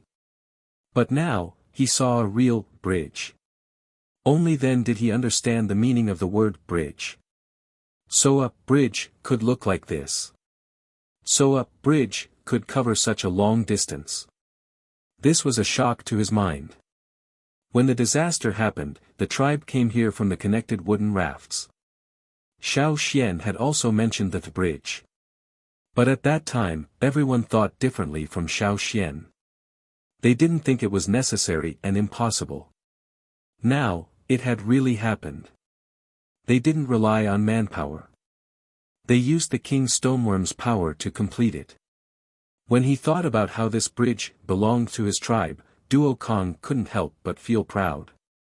Just like the other tribes, Duo Kong thought that since Xiao Xian was the reason for the formation of this bridge, it must belong to Yinjiao. He would fight anyone who wanted it. How could there be such a long bridge in the Central Plains? The slave masters on the other side of the sea always acted like they were superior. But did they have such a long bridge? No. None at all. Only Yinjiao had it. It was the only thing in the world. Didn't you see how many people are staring at it? They're still gathered at the bridge and won't leave. They say they want to walk on it. Duo Kang's smile almost reached his ears. Xiao Xian was also happy to hear this. Indeed, many people here would think of building a ship when they saw a river. Very few people would think of building a bridge directly. Plus, the flaming river was so wide that even fewer people would want to build a bridge. This time, it was a success. However, they couldn't be too happy just yet. How long could the bridge last? Whether it could withstand the flaming river's current would require time to prove. When they returned to the tribe from the forest, they also brought back news that the King Stoneworm had returned to the mountain. This meant that the King Beast crisis was truly over. The Flaming River trading point was in a state of jubilation. The people who had been guarding the trading point all this time were hoping that the people on duty would come and trade with them soon. Only then would they be able to personally see the legendary bridge made by the King Beast. A miracle. It really is a miracle. EC stood in front of the stone bridge, carefully examining the miraculous bridge that had appeared here. Grasshopper's entire body was tense. The thorns on his back stood up. Even though the King Beast had left, the bridge made by the King Stoneworm still had the King Beast's aura. It might not affect other people, but for Grasshopper, who had the bloodline of a fearsome beast, it was different. Just a little bit of the King Beast's aura was enough to make him nervous. More and more people gathered around the stone bridge. It was only after Gigu sent people over to surround the area that they stopped their curiosity from going up the bridge. However, even if they couldn't go up the bridge, they could still see the Yanjiao team coming and going on the stone bridge. They had a rough idea of what this bridge was like. There were many dangerous elements in the flaming river. This was something that the expedition team had personally experienced. There were countless fish that were more ferocious than wild beasts. This was also why the Yanjiao people had always crossed the river by boat. The wooden rafts that Yanjiao used when they first came back had already been put away. As the apocalyptic day passed, all kinds of ferocious fish in the river became more active. It was no longer suitable for them to walk on the wooden rafts. Standing on the rafts would make it difficult to fight against the river beasts that jumped out of the water. But now, the formation of such a wide and long bridge could solve many problems. This bridge was quickly given a name. Of course, it was named after the Crown River. Tall stone tablets were erected at both ends of the bridge. The tablets were carved with the Yanjiao totem and the words, Great Bridge of the Flaming River. The indentations on the tablets were painted with crimson-red paint. It was very eye-catching on the gray stone tablets. There were many people from other tribes who came to watch the Yanjiao people place the tablets.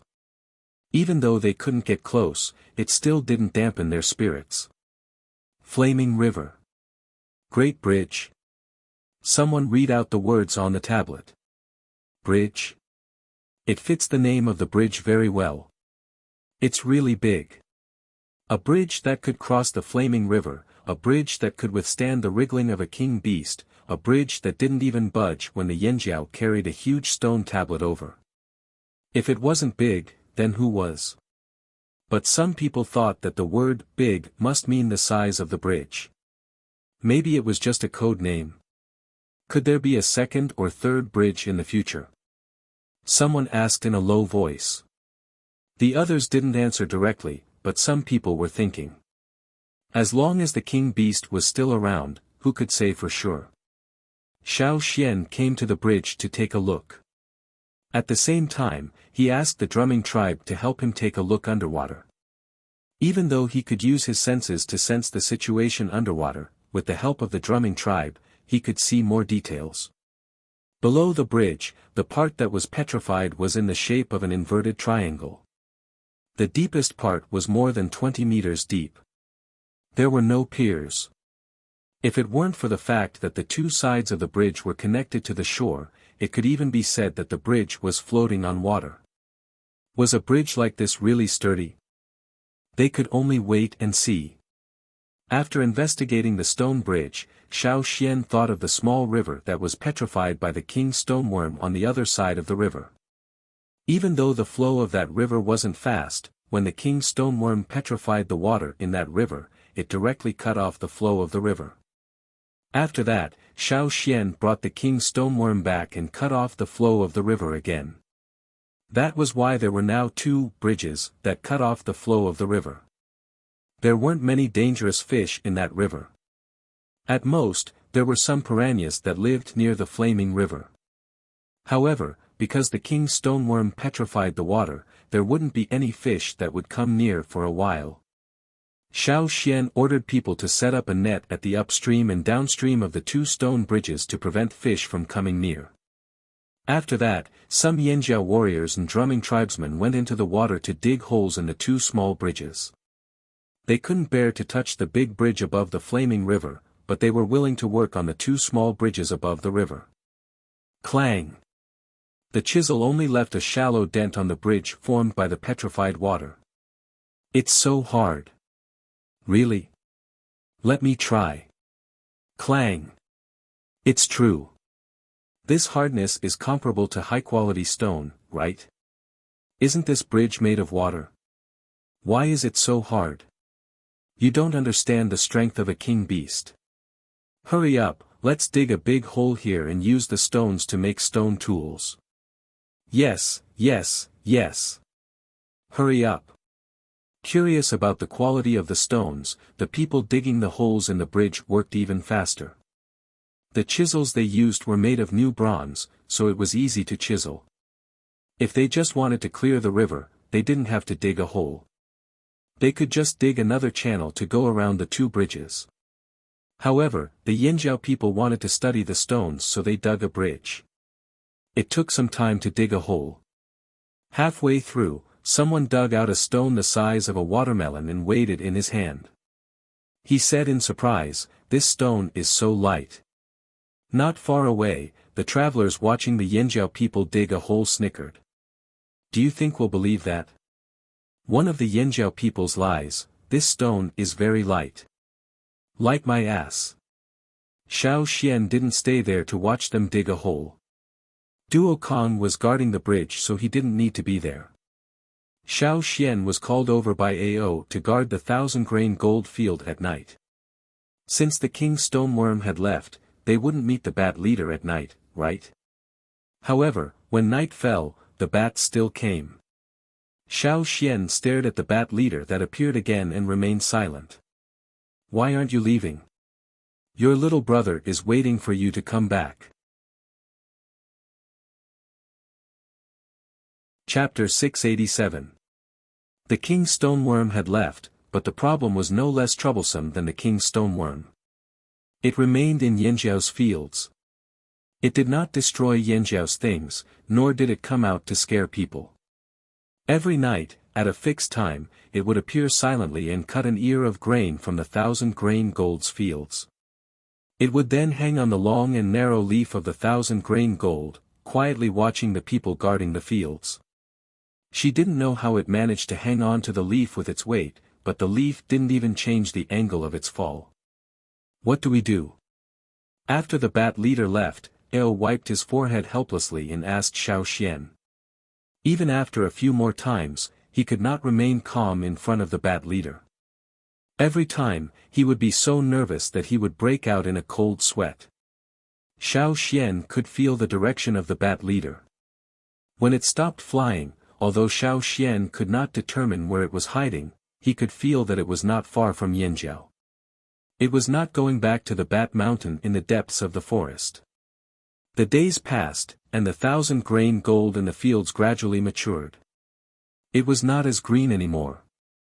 Maybe it was because the weather was good, or because it was well taken care of after the fertilizer was improved, or maybe it was because it was used to the soil here. All in all, compared to when it was on the other side of the sea, the 1,000-grain gold was maturing earlier. Based on the current trend, the 1,000-grain gold would mature in about 10 days. Hearing Ao's question, Xiao Xian thought for a moment and said, "As long as it doesn't cause trouble for Yanjiao." You should have noticed that after it came here every day, there were fewer pests in the fields.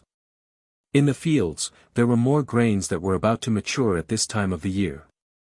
The more this time of year, the more insects there would be. Many strange flying insects would fly out of the forest, or insects that would come out of the ground to nibble on leaves or fruits. There were also insects that came from the forest after smelling the scent. The people guarding the fields had to get rid of many insects every day. The edible ones were all supplied to the trading point. The people at Yanjiao headquarters were tired of eating roasted insects. The green ducks also had a limited appetite, so they could not get rid of all the insects. As for those that couldn't be eaten, they would be kept as fertilizer.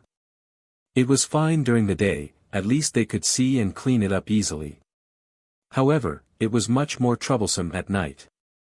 The local crops were about to ripen, and for those insects, the temptation of food was greater than their natural inclination towards light. The effect of the bug trap of the water moon stone was quite limited. But after the bat leader appeared, almost no flying insects appeared at night, and the field was quite quiet. This kind of phenomenon appeared in some of the fields not far from the 1,000-grain gold. It saved everyone a lot of work. No one could tell whether the appearance of the bat leader was a blessing or a curse.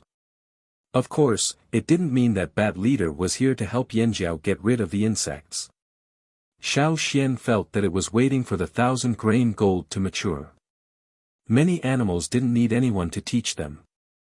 They were born with the ability to sense things that were beneficial to them. Now, the bat leader was staring at the 1,000-grain gold because it felt that the 1,000-grain gold would be beneficial to it. In this special field in Yanjiao, other than the 1,000-grain gold, there were also some seeds from Jiju. Some of them were good grains, but bat leader didn't appear in those fields. It only stared at the 1,000-grain gold. "We'll see when the 1,000-grain gold ripens," said Xiao Xian. Ao nodded. "That's all we can do. As long as the bat leader didn't cause too much trouble and didn't cause too much damage to the flaming horns, they could still afford a small portion of the 1,000-grain gold. Just treat it as a reward for the bat leader." After estimating the ripening time of the 1,000-grain gold, the tribe had already started planning for the harvest. When they were at the other side of the sea, the harvest of the 1,000-grain gold was very lively. Now, there were more 1,000-grain gold planted in the headquarters. The scale of the operation was also larger, so they had to plan carefully.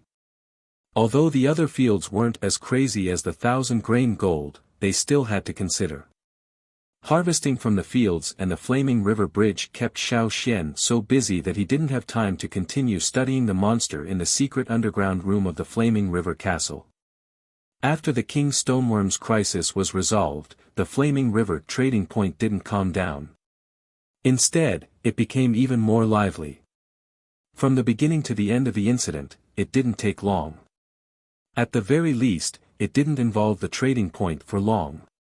The teams that left in a hurry didn't go far at all. Some people just found a place to rest and wait for news after they left. No one expected that instead of the flaming river trading point being destroyed, they would receive news of a miracle on the water. At that time, the king beast suddenly charged out of the ground and turned the surrounding forest into stone.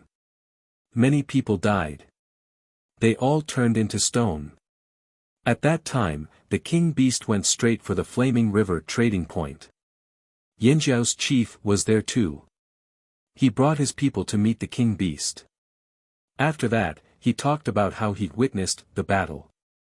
The people who went to investigate came back and vividly described the situation at that time. The others in the group were stunned when they heard it, and then they began to shout. The person who told the story stood on a large rock with one hand holding a knife at his waist and the other pointing upwards. I heard Yanjiao's grand elder shout at the king beast, "Follow me." And then? What happened? The others asked expectantly. What happened? So the beast king left with him.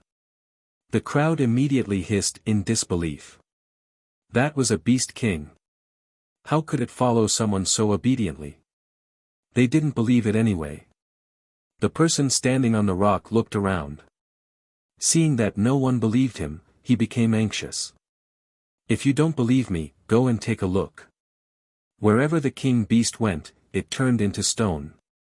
The forest outside the Flaming River trading point is all turned into stone. There are traces on the ground too. Go and take a look. The path of petrification stretches from the forest to the Flaming River, then crosses the Flaming River and reaches the other side. Really? Someone's heart started to waver. But they couldn't imagine the situation. Why would I lie to you? Let's go, I'll take you there. The king beast is gone anyway, it's no longer a threat. I'm guessing that this is all Yanjiao's scheme. It's all part of Yanjiao's plan. When the team returned to the Flaming River trading point and saw the petrified forest and the traces on the ground, they couldn't help but believe it. Although the rumors were exaggerated, some things were true. Many travelers who left the trading point beat their chests and stomped their feet. Why didn't they insist on staying longer at the Flaming River trading point? As a travel team, especially those with rich experience, they were curious about many things, especially those shocking things. But they missed it this time. But even if they missed the chance to see the king beast, seeing the traces left behind by the king beast would still make them feel better. Hence, no matter if it was the area the Flaming Horn tribe marked as their territory, or the long bridge that spanned across the Flaming River, travelers all stopped to look at it. And those who left also brought the news to all parts of the mainland. Yanjiao became popular again. Not only was it popular, it was even more popular than the last time the Flaming River trading point was built. The names, Yanjiao, Flaming River trading point, and Flaming River bridge, were spread everywhere.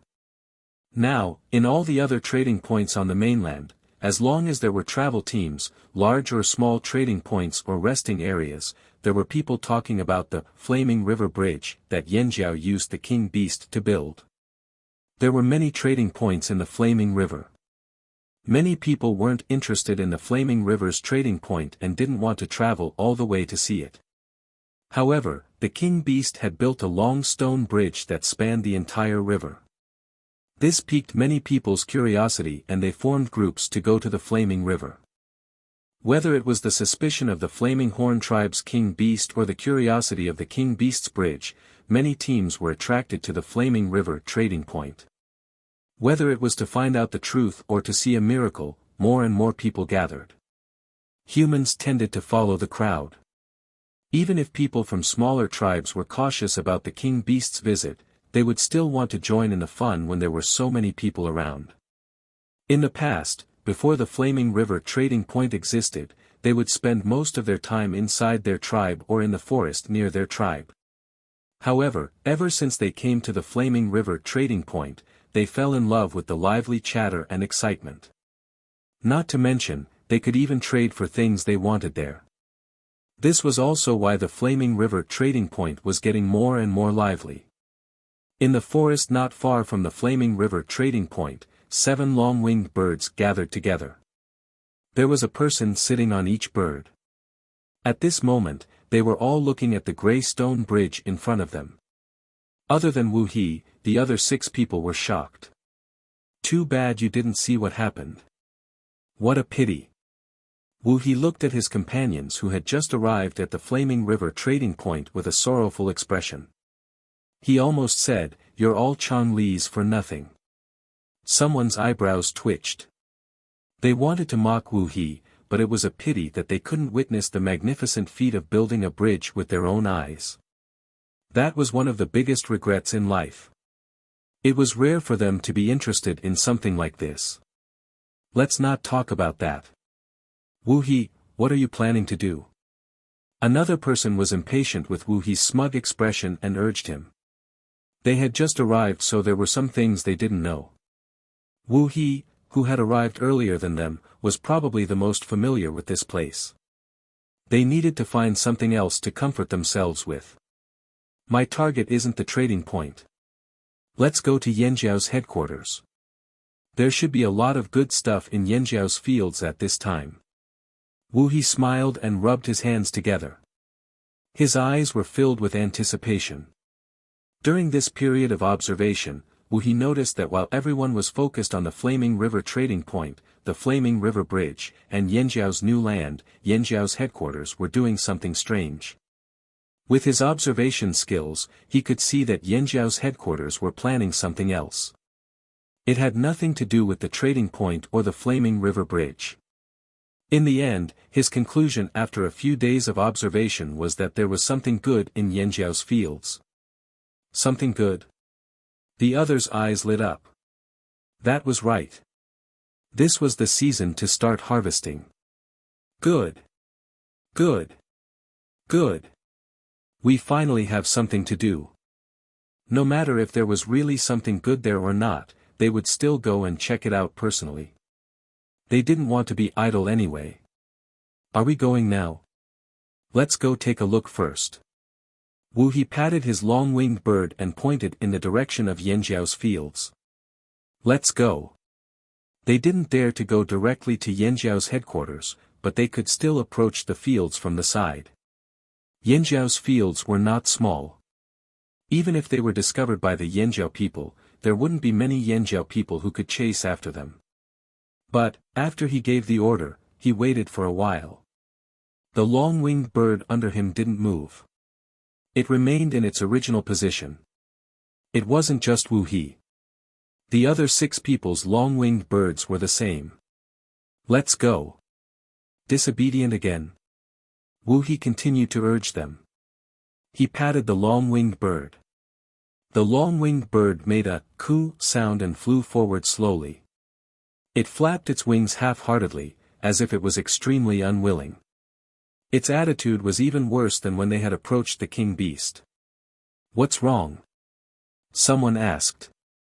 Coo, the long-winged bird beneath Wu He let out a cry. This caused Wu He to furrow his brows, and a few deep wrinkles appeared between his brows. There's something there that the long-winged bird is afraid of. Wu He looked at the direction they had planned to fly in. His expression was unusually serious. After the incident with the king beast, any abnormality would make him nervous. Even though they wanted to find something to play with, they still had to be cautious. Could it be that Yanjiao's tamed eagle you mentioned before? Someone guessed. No, it's not that. Wu He shook his head. The long-winged bird is afraid of the eagle, but not to this extent. Wu He patted the long-winged bird's neck. Some feathers were already standing up. This was a sign that the long-winged bird was very nervous. He looked at the others.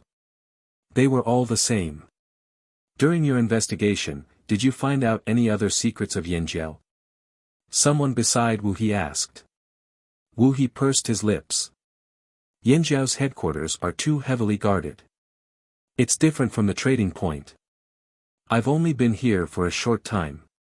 How could I have found out so much? Could it be that king beast? Someone else asked. Not likely. Wu He shook his head. After a moment of silence, someone laughed. Then we should go and take a look. As soon as this was said, everyone, including Wu He, laughed as well. The Chonglis were very curious. The more they didn't know something, the more curious they were.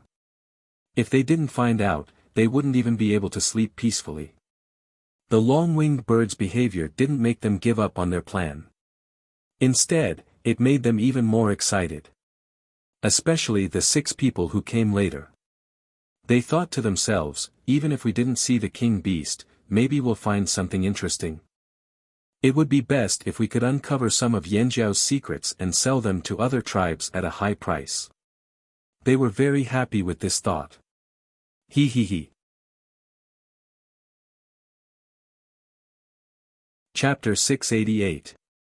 Xiao Xian didn't go to the Flaming River trading point as it was the busiest time for the harvest. Instead, he stayed at Yanjiao's headquarters, eating and sleeping in the farmhouse. Xiao Xian knew about the spies in the sky. Yanjiao had never relaxed their aerial surveillance, but to Yanjiao, their aerial power was still too weak. Now, Yanjiao only had 2 birds that could monitor the sky. One was Gigu's snow falcon, and the other was a cha-cha. Because the bat leader was nearby, cha-cha wasn't at the headquarters. Instead, it went to the trading point. As for the headquarters, the Snow Falcon stayed at the core area, which was the mountain where everyone lived. In Yanjiao's headquarters, other than those two, there was also a flock of green ducks that could fly. Not to mention whether they would listen to orders and fight, just based on their fighting ability. They were already very fat from the insects in the fields. They were no longer as weak as when they first migrated here. Their movements weren't as nimble as before. They didn't have as many giant mountain eagles as the Hui tribe, nor did they have as many tamed birds as the Feather tribe. Of course, they couldn't send their birds to attack suspicious people. Xiao Xian ordered the people on the watchtower to use their binoculars to monitor the spies. If they made any strange movements and flew directly towards Yanjiao, they would shoot them down with their bows. If their goal was open and aboveboard, they could have used the Flaming River Bridge to come to Yanjiao's headquarters. However, they flew in so sneakily, it was obvious that they weren't good people. They were just like robbers. Within the Yanjiao tribe, there was a tense atmosphere. There was no joy from the harvest as expected. "How is it?" Xiao Xian asked Ao, who was sweating profusely as he ran over. "It's almost done. The wanderers have already warned them to stay at home for the next 2 days. Chi and the rest who are taking care of the fields won't be coming over either. The area around the fields is under martial law." Ao took out the water bottle hanging on his waist and gulped down a few mouthfuls of water. After a busy morning, his throat was almost smoking. As the 1,000-grain gold ripened, the Flaming Horn tribesmen, who had set their sights on this plot of land, suddenly noticed that the crops in the other plots of land were also ripening these past 2 days. Those were all crop seeds brought back from the other side of the sea. It was also the first time they had planted them. They didn't know if there would be other unforeseen events if they didn't harvest them in time. This was because some crops had an optimal harvest time. After that time, the quality of the fruits would severely decline. Yanjiao still didn't have enough manpower. They needed people at the trading point, and they also needed people here. Especially when the peak harvest season was coming, they would be even busier. But this year's situation was special. They didn't dare to let those young warriors who weren't strong come over to the fields. Instead, they arranged for them to stay at the edge of the fields. They found another 200 people from the drumming tribe to help with the harvest. Although the people of the drumming tribe looked fierce, they were trustworthy. They wouldn't steal when they were busy. Many people in the drumming tribe didn't have much to do during the day. Since Yanjiao needed manpower and they were willing to pay, of course they were happy. But Xiao Xian also told them in advance that there would be certain risks during the harvest. They might encounter some difficulties and dangers, so they had to be prepared and not panic. The people of the drumming tribe weren't afraid of dangers. In the past, when they harvested water moonstones, they would also encounter dangers. That was why the drumming tribe's chief, Fan Mu, and the others didn't care. They felt that they could handle anything calmly. Of course, Yanjiao's main target was the 1,000-grain gold fields. That was what they valued the most. "Is it here yet?" Ao asked Xiao Xian in a low voice. The bat leader's matter wasn't made public. Ao only told the people guarding the 1,000-grain gold fields in private. Those who were sent here to guard the 1,000-grain gold fields were all trustworthy. They wouldn't say much. Xiao Xian knew who Ao was talking about. "It's here. It's already in Yanjiao's territory. It's in the mountains over there." Xiao Xian raised his hand and pointed. Ao looked over. Over there was a stone mountain where the warriors used to train. There were no plants, and it looked bare. However, there were some caves formed by natural erosion. The bat leader should be in one of the caves on the mountain over there. Now the warriors had many tasks every day. They didn't have time to practice hitting stones in the mountains. The smell of humans was almost gone. Sometimes, they could see some birds building their nests there. Now, the bat leader was on the mountain over there. As the 1,000-grain gold ripened, the bat leader didn't go far. It stayed on the mountain and walked around the fields every night. No wonder I heard the patrolling people say there were fewer flying stone squirrels. It's because of this bat, Ao sighed. The bat leader really came. It wasn't just the flying stone squirrels. There were fewer beasts in Yanjiao's territory. Although there weren't many beasts in Yanjiao's territory, there were still a few mountains. There were many flying stone squirrels and other small beasts in the mountains where the wanderers lived. They would steal things from time to time and fight with the wanderers.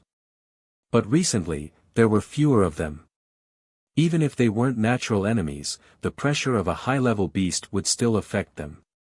Even the few beasts in the tribe were only on the mountain where they lived. They weren't close to the fields. The wanderers were told to stay at home for 2 days. They wondered if Yanjiao was guarding against them and preventing them from stealing grains. Some of them muttered unhappily. But soon, they found that it wasn't just the wanderers who lived in Yanjiao. Even the Yanjiao people who took care of the fields were taken away. Other than the murderous Yanjiao warriors, it was hard to see anyone else. I just saw Yanjiao's patrolling team pass by. They looked serious, as if they were preparing to go to war. A person who had just gone out to pee returned to the cave and discussed with the others. Something must have happened. Isn't it for the grains? An old man didn't understand. Definitely not. Which tribe would look like that when they're harvesting grains? They're all like rocks, the young man said. Thinking about it, the Yanjiao people were indeed too serious recently. They didn't even smile much. Could it be a king beast? The woman who was tanning the animal's skin was so scared that her hands trembled. No. It can't be, right? At this moment, everyone was unsure. After all, this place was similar to the fearsome beast forest. It was even more dangerous. At least when they were in the fearsome beast forest, they didn't encounter a king beast. Besides, why couldn't there be another beast king after the first one had come? It shouldn't be. If it was, the Yanjiao people would definitely let the children in the tribe hide first. But as far as I know, the Yanjiao people didn't do that. They just put the farmland under martial law, a middle-aged man who looked quite steady said while tapping his fingers. As they were talking, they suddenly heard footsteps coming from outside. The people in the cave were instantly silent. "2, what's the hurry?" The middle-aged man who looked steady hurriedly got up and greeted him. The person who came was Hier. He had a good relationship with Jiao Wu and the others in Yanjiao. After the wanderers were settled here, 3 people were assigned to take care of them. Hier's position was the second, so now everyone called him Heir 2. He didn't waste any time talking nonsense. There was no trace of a smile on his face. He warned, "We just received news that the Flaming Horns asked us to listen for any movements. If we hear 2 hurried wooden whistles, we have to close the cave door." The middle-aged man handed a bowl of warm meat soup to Hier and asked in a low voice, "Heir 2, what happened? We don't feel safe. You know, the king beast incident just passed." Hier didn't argue. He took the bowl and drank it in big gulps. He was tired of going from house to inform people. After drinking, his expression softened. He thought for a while and said, "I don't know what happened, but it's definitely not a king beast. As for the notice just now, it was sent by the Grand Elder of Yanjiao, Shao Xian." When they heard that it was Shao Xian's order, everyone's expression changed. Who was Shao Xian? He was the only Grand Elder in Yanjiao. His status was higher than the Yanjiao chief and shaman. He was the founder of the Flaming River trading point. Even the Flaming River Bridge was built by him. How could he lie? The people who were complaining at first didn't have any thoughts now. They just had to do as they were told. The Grand Elder was definitely right. "Oh right, seal the windows too. Just leave some small holes for ventilation. Don't open the door no matter what you hear, unless you hear the whistle again," He reminded them again before leaving. "Ah, okay," the middle-aged man quickly replied. After he left, he went to the next house to inform. There were many caves in the mountains and many tourists lived there. He had to finish his job quickly. Although the people in the cave still didn't know what was going on, they still made preparations according to the notice. The Yinjiao tribe's mountain was also full of preparations. Old Ku even set up many traps in front of the house. "I heard that many birds will come. Let's make sure they don't return." Caesar helped from the side, but he still looked in the direction of the bat leader from time to time. His eyes were full of vigilance. Very quickly, another 2 days passed. Early in the morning, Xiao Xian informed Ao and the others, "Get ready. The 1,000-grain gold will ripen today. It should be around noon." Suddenly, the atmosphere in the Yinjiao tribe became more solemn. Xiao Xian stood next to the 1,000-grain gold, looking at the golden plants. This time, the 1,000-grain gold plants were taller than the ones on the other side of the sea. There were more grains on each plant. The heavy grains swayed slightly in the wind, shining with a golden light.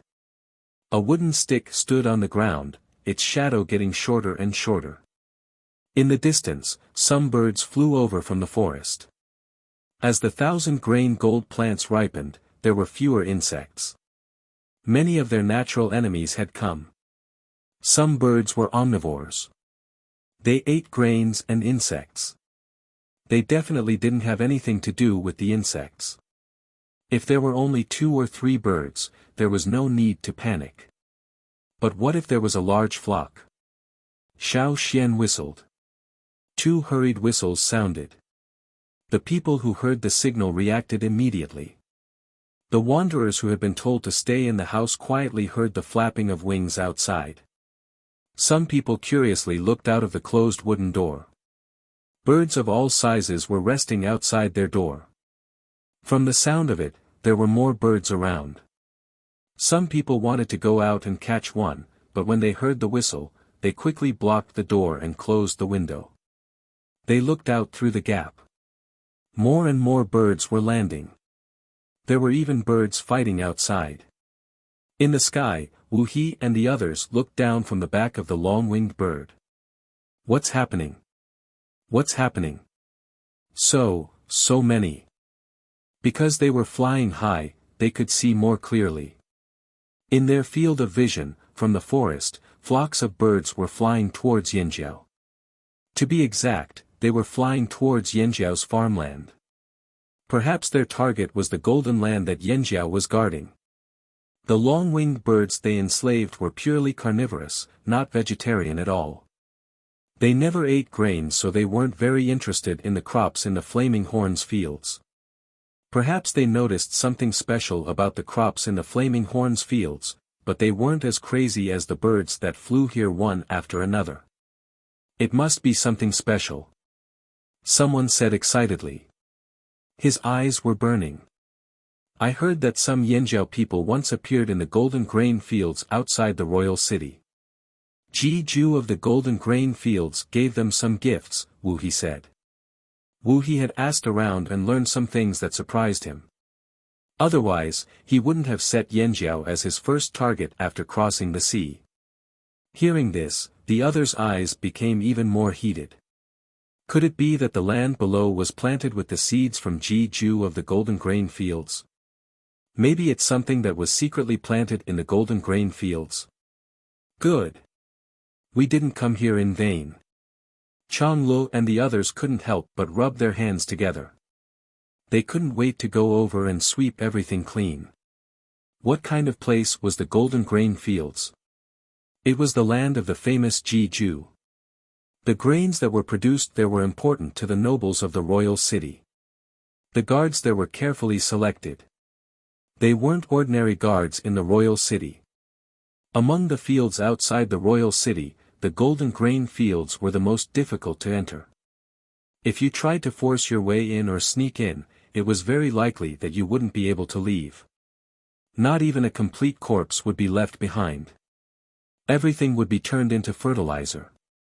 But Yanjiao was different. It definitely wasn't as heavily guarded as the golden grain fields. Opportunity. Ha ha ha, I didn't expect such a harvest this time.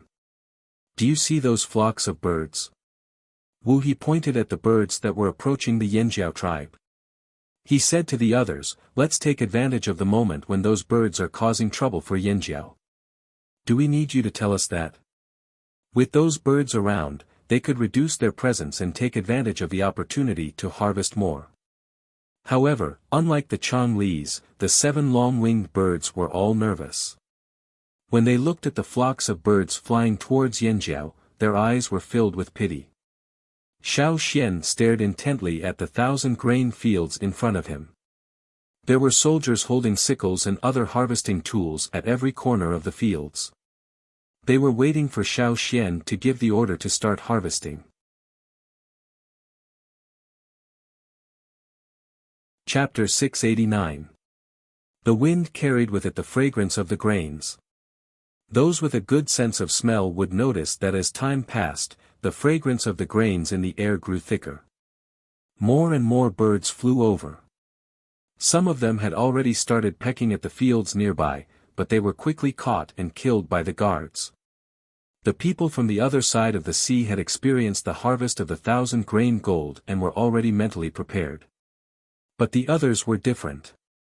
Although they had been told a few days ago about the possibility of this happening, it was not as intense as witnessing it with their own eyes. Especially the drumming tribesmen who came to help. They were still puzzled. It was just harvesting grains, was there a need to mobilize so many people? Now, as they looked at the dense flock of birds gathering around them, they felt their scalps twitch. Thank goodness we didn't farm. The drumming tribesmen all thought at the same time. Whether it was the wanderers hiding in the caves or the Yanjiao tribesmen on the mountain, they all saw the birds flapping their wings outside the house. Although most of them were not fearsome beasts, there were too many of them. They were everywhere outside. Old Ku heard the sounds of the traps he set outside, accompanied by the chirping of the birds. Caesar and the other fearsome beasts were busy at the top and bottom of the mountain. Soon, their mouths were full of bird feathers. But the strange thing was, the flock of birds only flew around the edges of the fields. They did not come close to the center of the 1,000-grain gold field. This scene was especially obvious when looking down from the sky. Why don't the birds fly over there?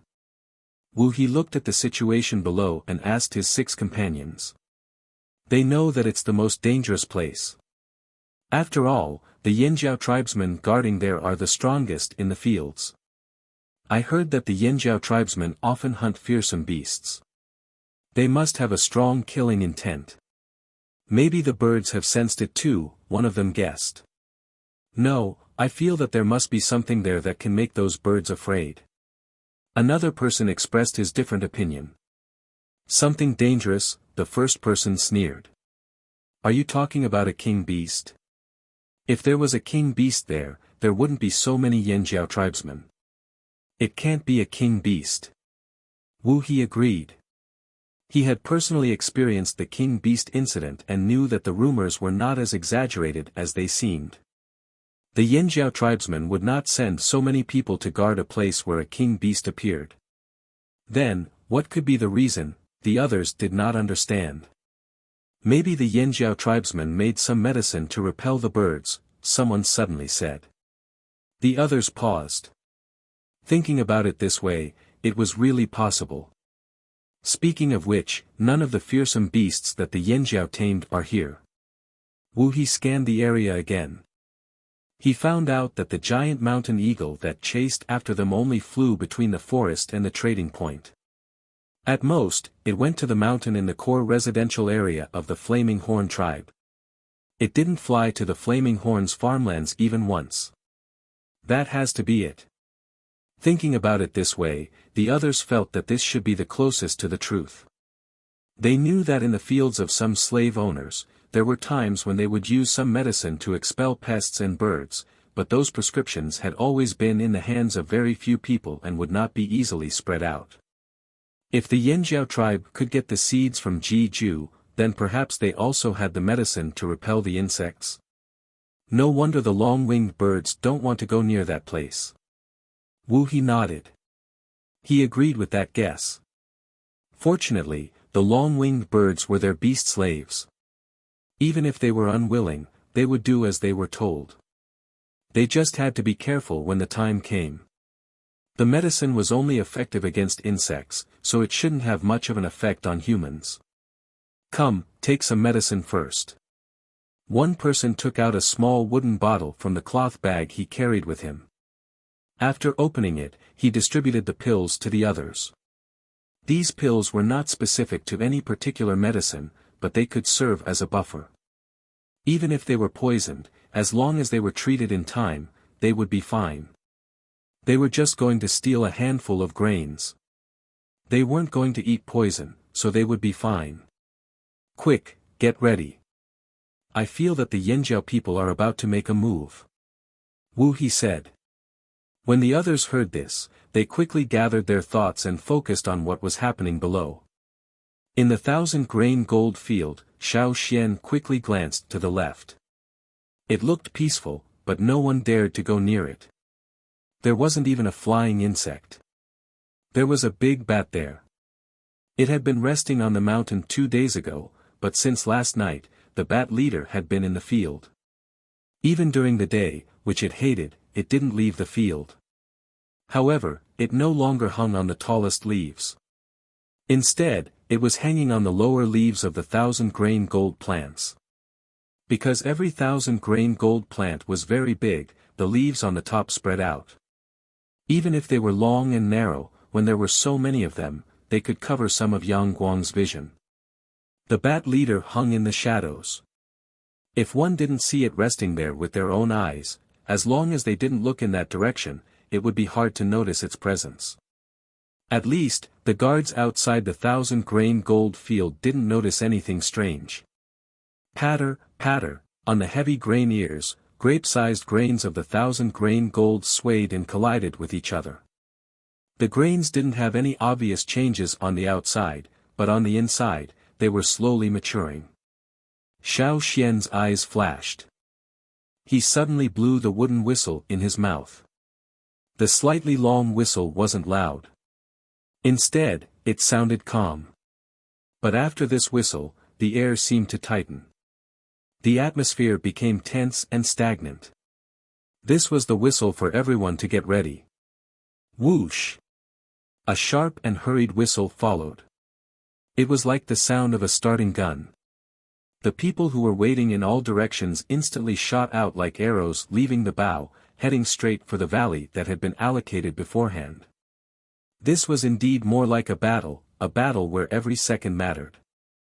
The scythe made of animal bones easily cut through the tall stalks of 1,000-grain gold. The people behind him quickly collected the 1,000-grain gold and put them into large bags made of animal skin. Because there were too many 1,000-grain gold planted this time, the survival rate was much higher than the first time. Therefore, they didn't have time to cut the grains individually. They cut them all together. After they were done, they would find a place to deal with them. Otherwise, the surrounding birds would cause a lot of trouble.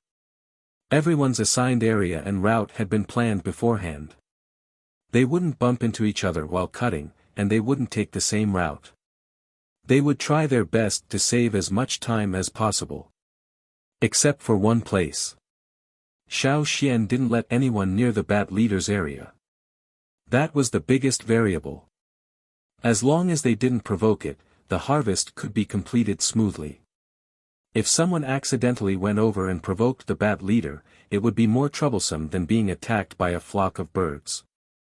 At the same time, the surrounding flocks of birds that didn't dare to come near seemed to be fighting for their lives. They screeched and rushed over. Looking down from the sky, they could see a flock of birds forming an encirclement.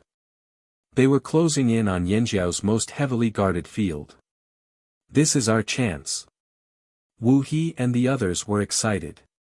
The blood in their bodies seemed to boil.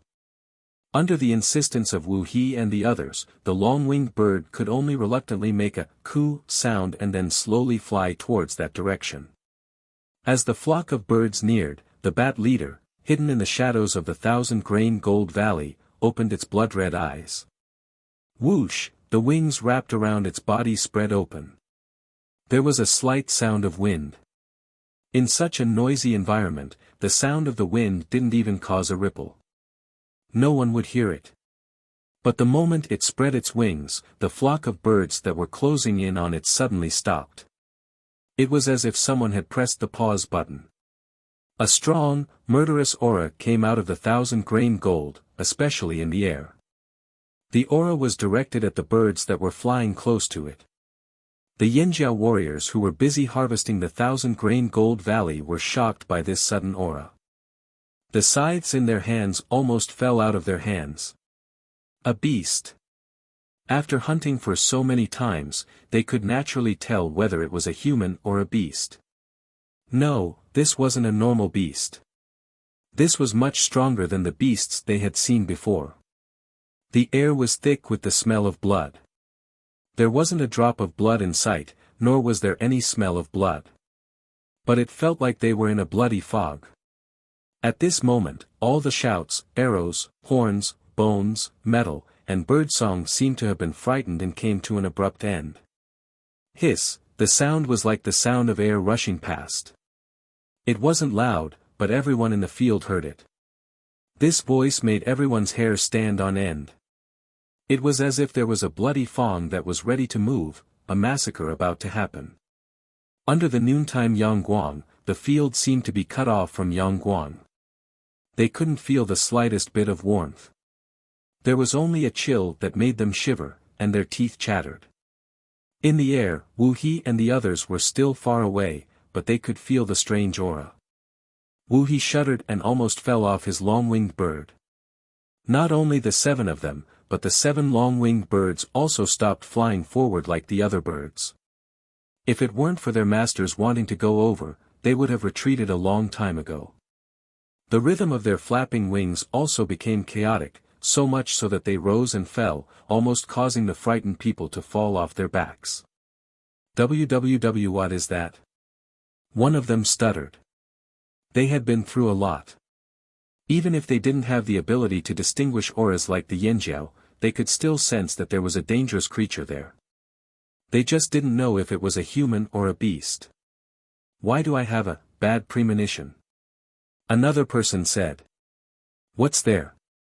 A human? Or a beast? Could it really be a king beast?" "Impossible." Wu He immediately denied it. Then he said with uncertainty, "It shouldn't be. It definitely isn't the one that appeared last time. If it wasn't a king beast, then what was the source of that powerful aura? What secrets were the Yinjiao hiding? The Yinjiao are really cunning," someone said through gritted teeth. The others felt the same way. The Yinjiao had a lot of secrets, but they didn't dare to rashly investigate. "What do we do?" The other 6 looked to Wu He. Wu He's words sometimes made people want to beat him up, but some of his decisions were right. At times like this, they believed in Wu He's decision. Wu He solemnly looked down and said, "Continue to wait. Those birds won't give up so easily. As long as they keep moving, then what Yinjiao is hiding is definitely not a king beast. Even if there were tempting food in the area where a king beast appeared, normal beasts and ferocious beasts wouldn't dare to approach." However, the birds stopped for a moment, then began to pace back and forth, as if preparing for another attack. "No. It really isn't a king beast." The person next to Wu He was overjoyed. For them, as long as it wasn't a king beast, then it was worth the risk.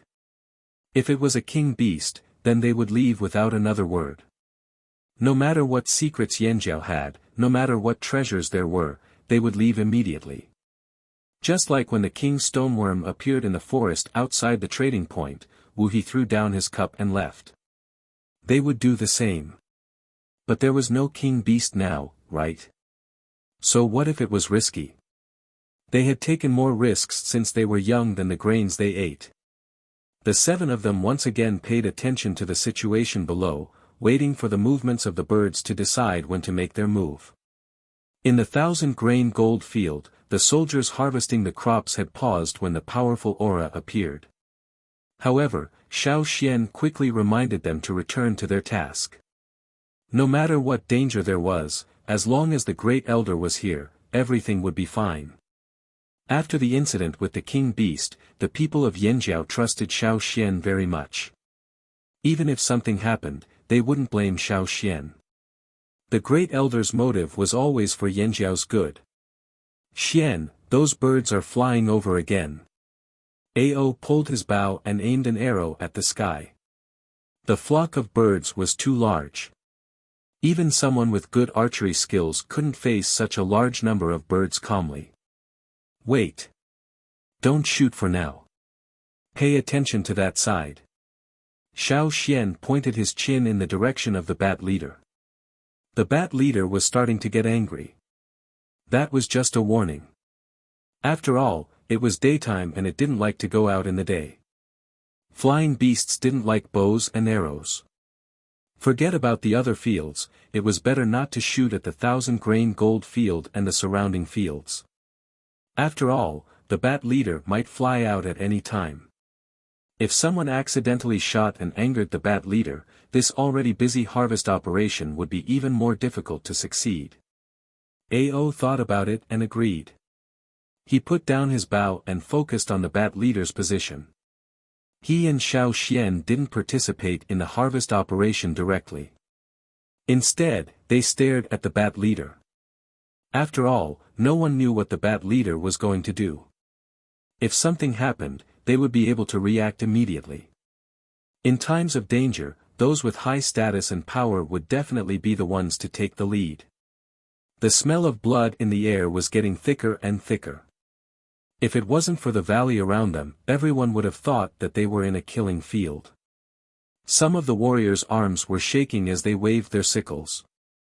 This wasn't because they were timid. It was a psychological and physiological reaction. They were nervous. Under such strong pressure, they could still maintain their normal harvesting and not pull out their sickles to defend themselves. This was already very good. The speed of the flock of birds slowed down. Some birds started to retreat, some hesitated, and some continued to approach boldly, heading straight for the swaying golden grains. The birds that approached didn't immediately rush down even when they were above the 1,000-grain gold field. However, these birds that had gathered gradually blocked Yang Guang from above. Just as the flock of birds above finally decided to swoop down, and the surrounding birds that were watching also spread their wings and prepared to shoot down. Whoosh, a black shadow flew out from the shadows of the valley, brushing past the golden grains and heading up. As it rushed up, invisible and inaudible sound waves were emitted. Bang! Bang! Bang! The closest flying bird was directly turned into a cloud of blood mist. It didn't even have the time to let out a final cry of shock. When that figure charged towards the densest flock of birds, a blood-red color, accompanied by a series of explosions, spread out in the air like a crimson disk. The flock of birds that blocked Yang Guang's view was replaced by a bloody mist. Under Yang Guang's gaze, the mist spread out and landed on the field. If before, it was only because of the strong aura that made people feel like they could smell blood, then now, it was real blood. The people harvesting below, whether they were on the 1,000-grain gold field or the other fields nearby, the drumming warriors who came to help, the sentries on the watchtowers, etc., all saw the horrifying scene above the field. The bat leader's attack was only aimed at the flock of birds, but the people harvesting in the field were also affected. They had to stop what they were doing and cover their ears, feeling like their heads were being pierced by thousands of needles. Those who were further away were better off, but those who were closer to the 1,000-grain gold fields suffered the most. However, they were the strongest among the people in charge of harvesting. As long as the bat leader didn't target them, they could still handle it. They just felt uncomfortable. Ao clenched his bow tightly and looked up. He didn't care about the bloody mist falling on the ground, only focused on the battle above. No, it couldn't be called a battle. It was a one-sided massacre. A flock of birds lured by food and an enraged half-king beast. It was obvious who was stronger. There was a heavy grain hanging from Xiao Xian's head. The bloody mist from above covered the grains in a layer of red. Xiao Xian plucked a grain and wiped away the layer of blood on it with his finger, revealing the golden shell underneath. The 1,000-grain gold shell seemed to shine even brighter. Xiao Xian thought back to when he first found the nutrients needed for the growth of the 1,000-grain gold. He looked at the golden grain in his hand. Perhaps the growth and ripening of the 1,000-grain gold was destined to be accompanied by blood. This was a golden light born from blood. In the sky, the explosions no longer continued, but the bat leader did not seem to intend to let go of the birds that had angered it. It still did not stop chasing them, but this time it used its sharp claws and fangs.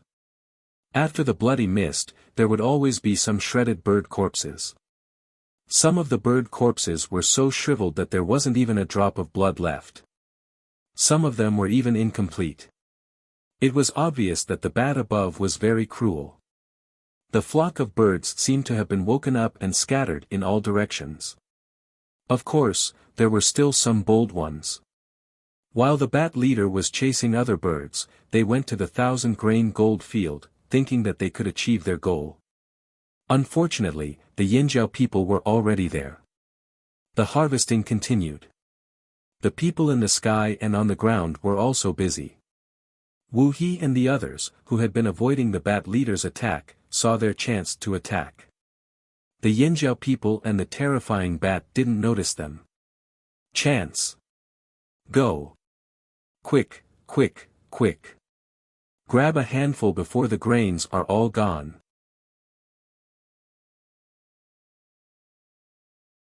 Chapter 690. The tense atmosphere at the Yinjiao plantation didn't affect the other side of the flaming river. Even though they couldn't see the Yinjiao plantation from the flaming river, they could still see the strange movements in the sky. The flock of birds there was too eye-catching. Some people who came to see the flaming river bridge were arguing with the Yinjiao soldiers guarding the bridge. They came all the way here just to take a look at the bridge and personally experience what it felt like to be built by a king beast. However, the Yinjiao people didn't let them pass. If they didn't let them get on the bridge, what was the point of coming all the way here? Threats and promises were useless to the Yinjiao soldiers guarding the bridge. No matter what you said, their attitude was firm. As long as you weren't a Yinjiao, you weren't allowed to take a single step onto the bridge. Even though the soldiers guarding the bridge didn't stay at the headquarters to participate in the harvest, they knew that no outsiders were allowed to disturb them. These people said they were going to take a look at the bridge, but who knew if they would run straight to the Yinjiao headquarters? Their chief had already said this morning that no one who wasn't a Yinjiao was allowed to take a single step forward. More and more people from other tribes gathered around. The leader of the expedition team looked at the people behind him, then looked at the Yinjiao soldiers guarding the bridge. In terms of numbers, they had already outnumbered the Yinjiao soldiers. Why don't we just use force? From time to time, there were some noises from the crowd, increasing the tension in the air. You think you can stop us? If you don't let me see, then I'm going to see. The crowd pushed forward and the people in front couldn't help but take 2 steps forward. The Yinjiao soldiers guarding the bridge immediately pointed their blades and spears at them. Most of the people in the expedition team weren't good people. They were already very impatient when the Yinjiao people didn't let them onto the bridge. They didn't believe in the exaggerated rumors about the Yinjiao people. Other than coming here to see the legendary bridge, they also wanted to test how capable the Yinjiao people were. Everything was just 1 step away, and the push from behind just now had become the trigger for the situation to explode. Just as the chaos was about to erupt, a loud bang suddenly came from above Yinjiao's headquarters. When they looked up, they saw a bloody explosion in the sky. The bloody scene extinguished the flames of anger in their hearts, and they all stopped what they were doing. Even the Yanjiao soldiers guarding the bridge turned their heads to look. They didn't know what had happened over there, but from the looks of it, it should be something good. After all, those that had exploded into a bloody mist were the flock of birds that had come to snatch the grains. "What is that?" someone asked in a trembling voice. "I don't know. I heard that it's the territory of the Yanjiao tribe." "What happened in Yanjiao?" "I keep having the feeling that there's something scary over there." The person who spoke even shuddered. He wasn't the only one. Everyone else had the same feeling. After all, those who could join the expedition team and reach here safely were definitely not weak. The people who gathered around stopped clamoring to get on the bridge. Yanjiao seemed to be very dangerous, so they decided to observe the situation first. The guards looked at the headquarters worriedly. From here, they could only see the mountains at the headquarters and the surrounding forest. They couldn't see what was happening in the fields, so they couldn't leave. They could only pray in their hearts that everything would go smoothly over there. At the back of the crowd, a few people exchanged glances.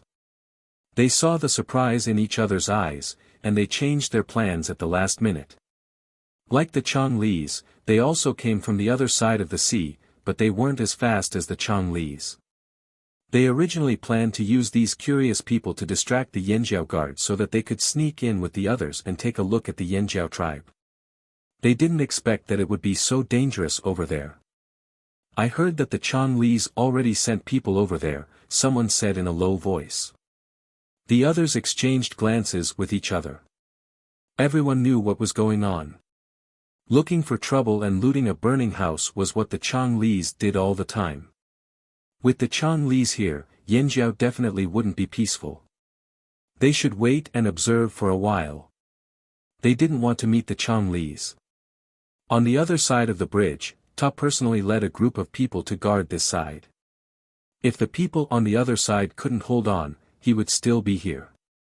They definitely couldn't let those people come over today. Recently, because of the Flaming River Bridge, more people came to the Flaming River trading point. These people were also bolder. Some even wanted to test Yanjiao directly. How troublesome. The mission here was also very important, but Ta was also worried about the fields. Perhaps the others didn't know, but as one of the two leaders of Yanjiao, Ta knew about the bat leader. Because of this, he was even more worried. At the same time, above Yanjiao's fields, the bloody mist gradually dissipated.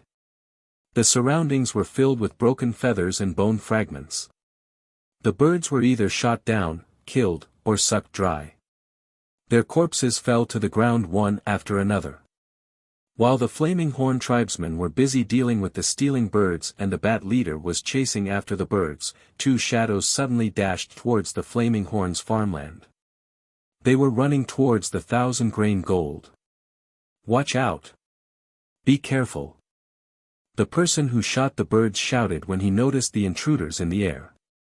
Just as the Flaming Horn tribesmen drew their bows, a large black shield opened up above the figure that flew past them. The shield spun rapidly. This was the Chongli's shield made of gum. It was much lighter than metal and stone. They usually disassembled this shield into multiple pieces and only put it back together before a mission. The person behind the shield started to transform. Totem patterns appeared on his face and arms.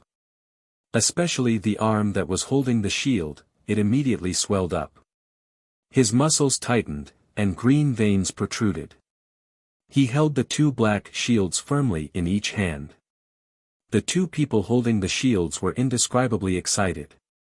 Every time they were on a mission, they would feel this way. This kind of tense and exciting atmosphere made them so excited that they couldn't help but shout. Tuck tuck tuck. The arrows were blocked by the black shield. The arrowheads pierced into the shield, but they didn't bounce back or pierce through. They were stuck there. In order to save arrowheads, the Yanjiao people used wooden arrowheads when shooting ordinary birds. For larger birds, they used stone arrowheads. Only birds like ferocious beasts would use metal arrowheads. The Changli's people came so suddenly that the people holding the bows didn't have time to change the arrowheads. Therefore, the first batch of arrows were all made of wood. The arrowheads were stuck on the two black shields. There were also people who used stone arrowheads in order to shoot down the larger birds. In that instant, they also attacked, but the arrows they shot out were also unable to break through the strange black shield. They were also stuck on the shield, neither bounced off nor penetrated. The two figures holding the black shields became like hedgehogs in an instant. However, they didn't really hurt the people and birds behind the shields. Ao also intended to attack, but he saw another figure further away in that direction. The bat leader was sucking the blood of a ferocious bird. If he attacked, if he missed the target, the spear was likely to go directly to the bat leader. If he angered the bat leader, would it change its target to people on his side? However, because of that little bit of hesitation, Ao lost the chance to hit the target. It was very difficult for him to hit the target again. The chance was gone in a flash. Just as the two people behind the black shield were feeling complacent, a long spear with a green tip pierced through the air towards one of the shadows. The cyan spearhead fiercely stabbed into the black shield. The sharp tip of the blade pierced through the shield, and a part of the impact spread along the shield during the collision. The dense number of arrows stuck on the black shield were instantly shattered. Apart from the arrowheads that were still stuck on the shield, many of the arrowheads had already been shattered, and scattered. The spear that pierced the black shield didn't stop moving forward. The strong impact continued to push the spear forward and break the shield. At that moment, the person behind the black shield felt as if time had stopped. His pupils shrank because of the sudden shock. He could even hear the sound of friction between the spear and the shield. The place where the shield was broken seemed to be scorched by the high temperature. If the shield was of any other color, there might be a circle of scorch marks on the place where the spear broke through. There seemed to be a burning air entering his nose. The person behind the shield saw the blue spear that reflected the cold light getting closer and closer to him. He didn't even have time to react. It was too late. He didn't think. Fortunately, the spear brushed past his forehead in the end. At the same time, his hands that were holding the black shield, under the impact of the spear, seemed to have been attacked by the claws of a ferocious beast. Lacerations appeared on his hands, extending from the web between his thumb and index finger to the top of his arms. Blood spurted out from these wounds like arrows of blood. His whole body was also brought back and fell off the back of the long-winged bird. The hands that were holding the two black shields also loosened. The long-winged bird below him also lost its balance. It rolled down a few times before flying away in panic. It didn't stop even after taking an arrow to the butt. And the person who fell off the back of the long-winged bird was caught by his companion in the next moment and carried to the back of another long-winged bird. The person who was rescued stared blankly at the arm in his hand, then looked at the spear that fell with the shield. He couldn't help but swallow a few times. Just now, both of his arms were almost shaken off. What terrifying strength! And because they wanted to save him, the person who originally planned to create a diversion was exposed in advance. There's still someone else. They still have companions. However, just as everyone's attention was on the two people who came later, two more figures rushed in when no one was paying attention. They didn't directly rush into the center, but at the border, through the gaps exposed by the guards, they quickly flashed past. As they flew past, the person on the long-winged bird's back shook his arms. His originally normal arms shrunk in an instant, becoming as small as a child's. His sleeves fluttered in the wind, outlining the clear outline of his arm bones. He swung his arms slightly, and as the long-winged bird flew past, his outstretched fingers became as slender as hooks. He grabbed at the air, and with a flick of his arm, he scooped up a bag full of 1,000-grain gold that was held by a Yanjiao warrior. The place where the Yanjiao warrior had grabbed the bag was cut open, leaving only a piece of animal skin in his hand. The bag was taken away. After the attack, the person pulled up. The Yanjiao warrior didn't have time to do anything else. He could only watch as the person left. Some 1,000 grain gold still fell from the opening of the animal skin bag that wasn't tied tightly. The same thing happened in another part of the 1,000 grain gold field. Someone suddenly came in and took away a bag of 1,000 grain gold. The bag was full and tied up, but they didn't have time to move it to the warehouse. Now, it was taken away by a sneak attack. The two of them smirked proudly. If it weren't for the Flaming Horn's tight security, they would have been able to steal even more. However, they probably wouldn't have another chance after this, so they had no choice but to retreat. Let's go. Coo, there was a bird call in the air, and the intruders all retreated. As they left, they let out strange cries, like the cry of a victor after a battle. All of this happened in the span of a few breaths. Ao's expression changed when he saw this. His expression was ferocious, even ruthless. It was obvious that these people worked very well together.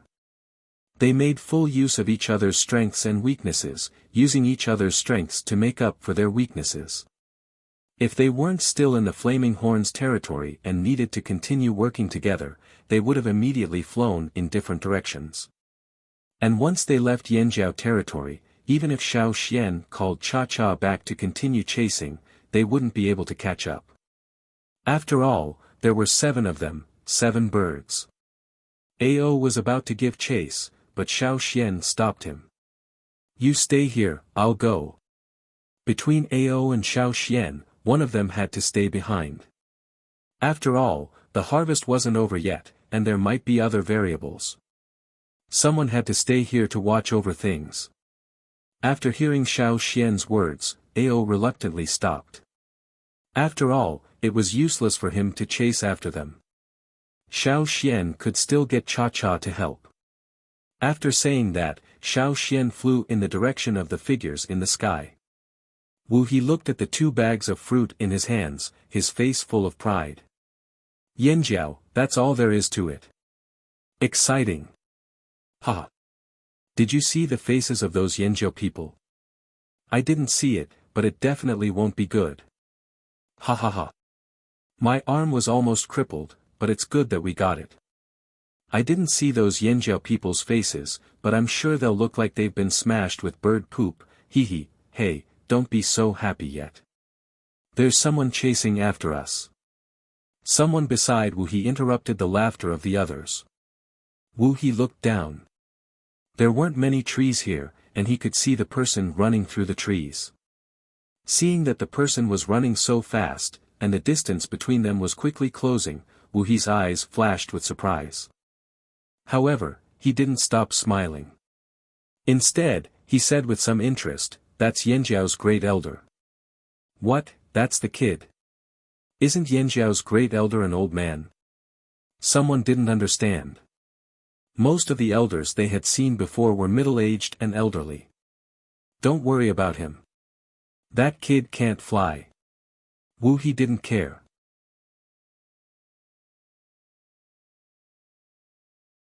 Chapter 691.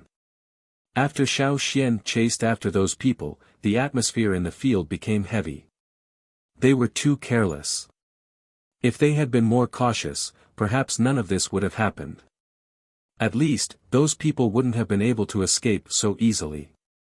Ao was filled with regret now. Even though Xiao Xian had warned them that there were others watching them and they had been on guard, after the bat leader showed its might, they thought that no one would dare to come close. Who knew that those people would be so bold? They were crazy. Weren't they afraid of being targeted by the bat leader? Wasn't the explosion of those birds a lesson? But it had already happened, and it had happened in an extremely humiliating way. 2 bags of 1,000 grain gold had been stolen in front of everyone. It was like a slap to the Yanjiao people's faces, a vicious slap. The Yanjiao people present were stunned. Although the 2 bags of 1,000 grain gold were not even 1/10 of the total harvest, this was a different matter. It was a failure for the hunters to have their prey stolen, let alone the 1,000 grain gold that they had been taking care of for so long. Perhaps the trading point, the king beasts, the flaming river bridge and other things had made the Yanjiao people arrogant. They were no longer as vigilant and cautious as they should have been. This was a big mistake. Even Ao himself had to admit that he had been in a bad mood recently, especially when he hadn't thrown the spear decisively. If he had cooperated with Xiao Xian and thrown the spear, even if they still couldn't change the outcome of the stolen grains, at least 1 or 2 people would have been left behind. He looked up at the sky again. The bat leader was killing even more savagely. It probably knew what was happening below, but it didn't chase after them. If it did, it would have to give up on this more important place. It could only guard here. It wasn't a tamed beast, so it wouldn't be as obedient as a cha-cha.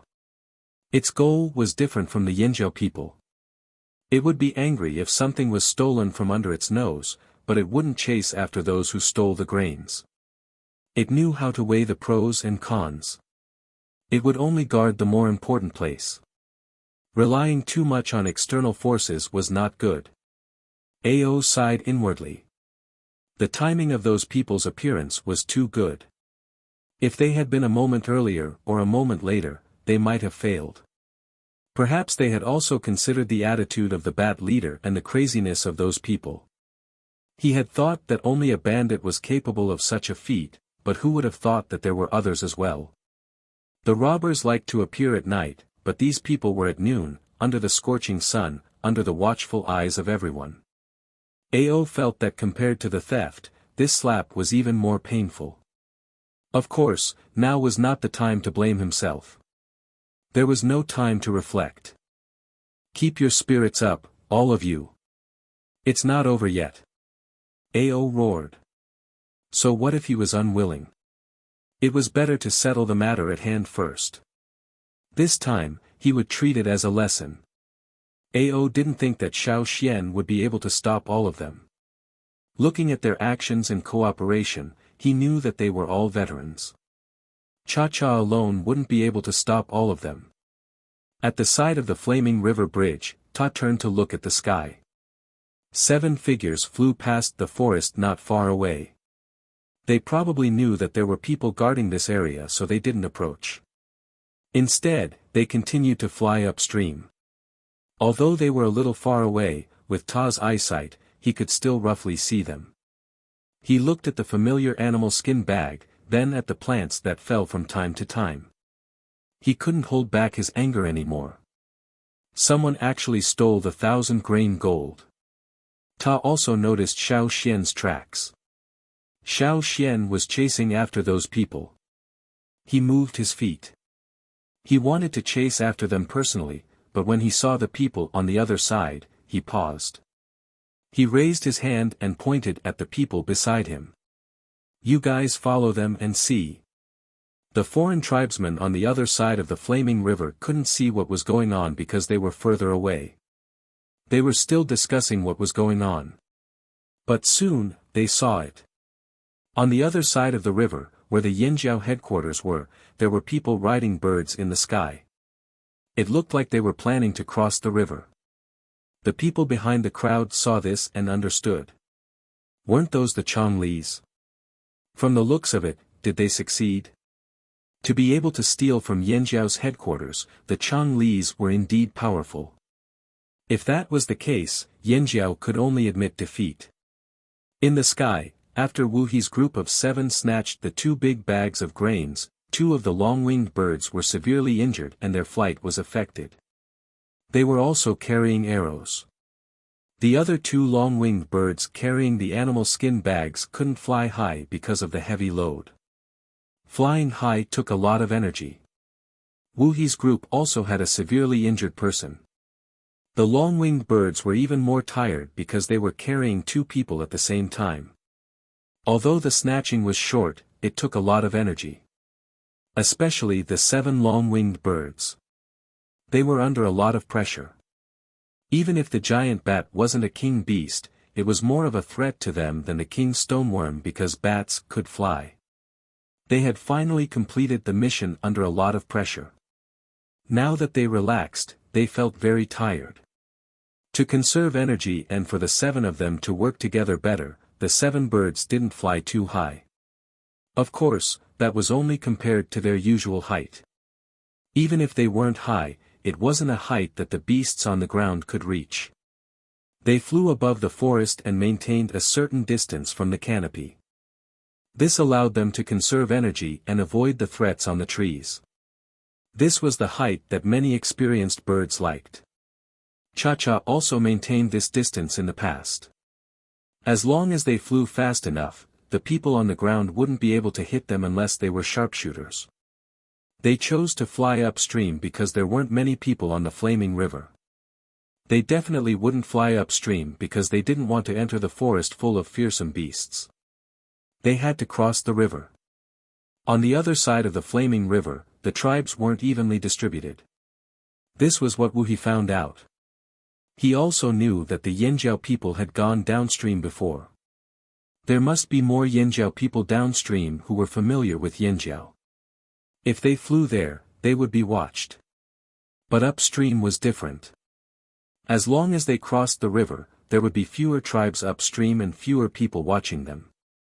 That way, they could escape faster. We're already out of Yanjiao territory. If we continue forward, we'll be in the forest full of fearsome beasts. Let's cross the river. Wu He said. The others didn't object. They signaled for the long-winged birds to change direction and prepare to cross the river. Once we cross the river, we'll split up. Wu He said. Suddenly, his eyelids twitched. What's wrong? The others saw this and looked around nervously. They didn't see any suspicious flying objects in the sky. They didn't see the giant bat, because they didn't see the giant mountain eagle that they were supposed to meet either. But that kid was still following them closely. Anything out of the ordinary? Wu He asked. Other than that kid still following us, we don't see any other threats.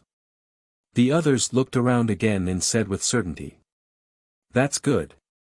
Wu He felt that he was probably overthinking things because he was too nervous. He didn't underestimate Xiao Xian. As the Grand Elder of the Yanjiao tribe, someone who could lure the king beast away, he must be special. However, the main reason why Wu He didn't think much of him was because Xiao Xian couldn't fly. Even the king beast that was causing a ruckus outside the Flaming River trading point couldn't do anything to them in the air. Without the giant mountain eagle's help, what could the Grand Elder of Yanjiao do at a time like this? Not even a fart. Wu He poked his head out and looked at the people below who hadn't given up yet. He then looked at the Flaming River that was getting closer and closer. The smile on his face grew wider and wider. They were already here and that guy didn't have an eagle to help him. There was no bridge here either. How was he going to cross the river? There were many big, vicious fish in the river. Let's see how you're going to catch up. The river was getting closer and closer. The 7 long-winged birds were no longer paying attention to the people below. Among the 7 of them, only Wu He was still staring at the people below. Just as the 7 long-winged birds were about to fly into the river, the people in the forest jumped out and jumped high into the air. Seeing this, Wu He couldn't help but laugh. You think you can fly just because you jump high? Do you think you can fly? But soon, Wu He couldn't laugh anymore. Whoosh, there was a sound like a strong gust of wind. A blazing flame rose from Xiao Xian's body. A strong gust of wind swept up from below. The wind fanned the fire and it soared into the sky. In the blink of an eye, the flames gathered together and formed a giant that suddenly stood up in the air. A strong sense of oppression seeped out and filled the air. The rapidly rotating gust of wind made the figure formed by the flames blurry. The flames that floated out of the giant's body didn't make it look strange. Instead, it made it look even more intimidating, like the mane of an angry beast. The 7 Chonglis who were closest felt it the most. They had never felt such pressure before. Such a majestic aura seemed to be able to crush people. The flame giant was almost at the same level as them. They couldn't see its eyes, only its silhouette. But Wu He and the others had an illusion that the giant's eyes were staring at them. Wu He could only feel the bones in his body creaking. The other 6 people's faces also changed. Fear, panic, helplessness. Their fingers were trembling and they felt like they were about to suffocate. The 7 long-winged birds even forgot to flap their wings. Everything was out of their control. There was an unexpected obstacle. And just at the instant when they were stunned, the flame giant moved. It raised its palm and pressed down, as if it was swatting away flies, slapping over. The blazing gust of wind carried an irresistible force. It didn't give Wu He and the others any time to react. They could only watch as the giant palm slapped down. The people who were watching from the other side of the bridge gasped when they saw this scene. Their mouths were agape and their eyes were wide open. Their jaws were about to fall off. What the hell was that? They only saw a giant made of flames suddenly appear, and then, with a palm, those people in the air were slapped down. Just like that, it slapped them down.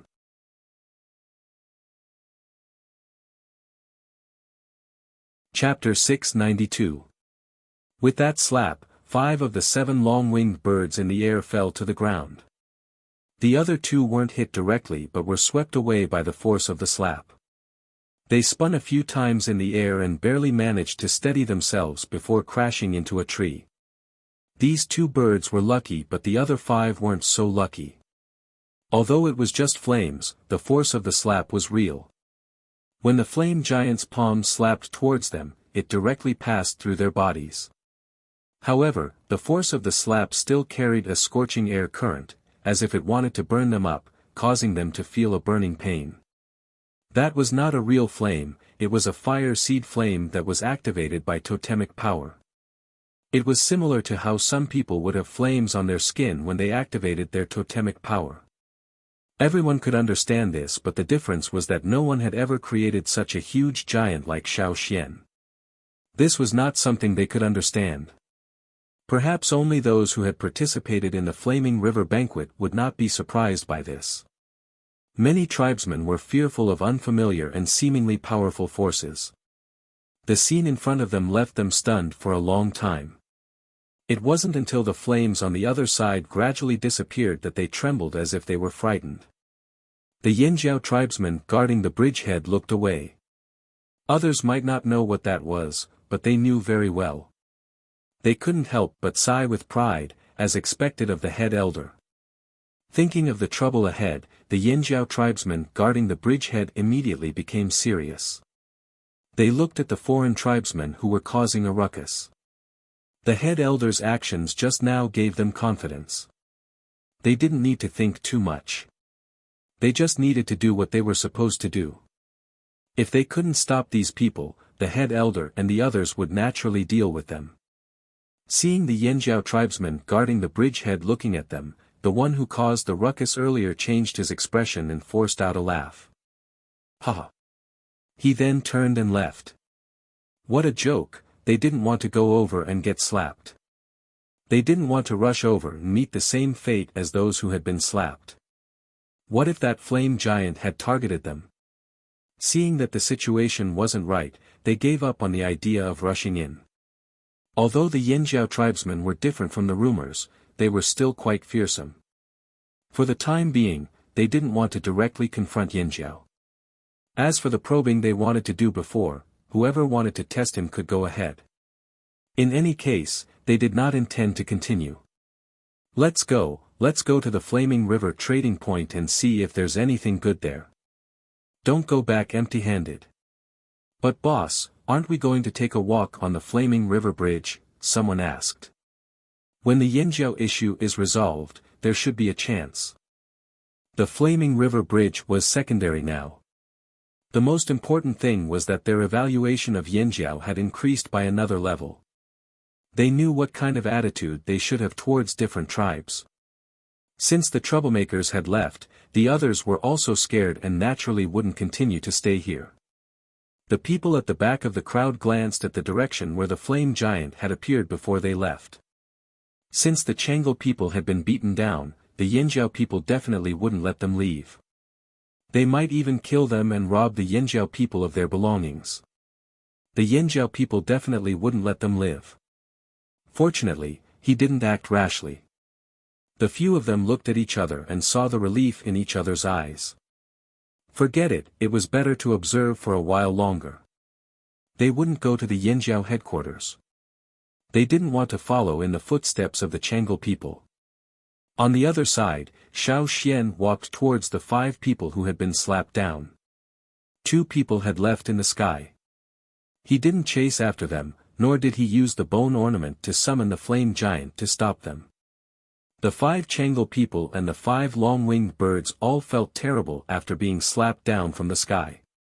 Especially those who were already injured. Even though the one who was heavily injured was cushioned by the long-winged bird, he still fainted from the fall. The branches that had been broken by them struggled for a while before finally falling down. One of the Changle people who was groaning in pain was suffocating. His face was red and he seemed to want to cough, but he couldn't. He could only breathe with all his might.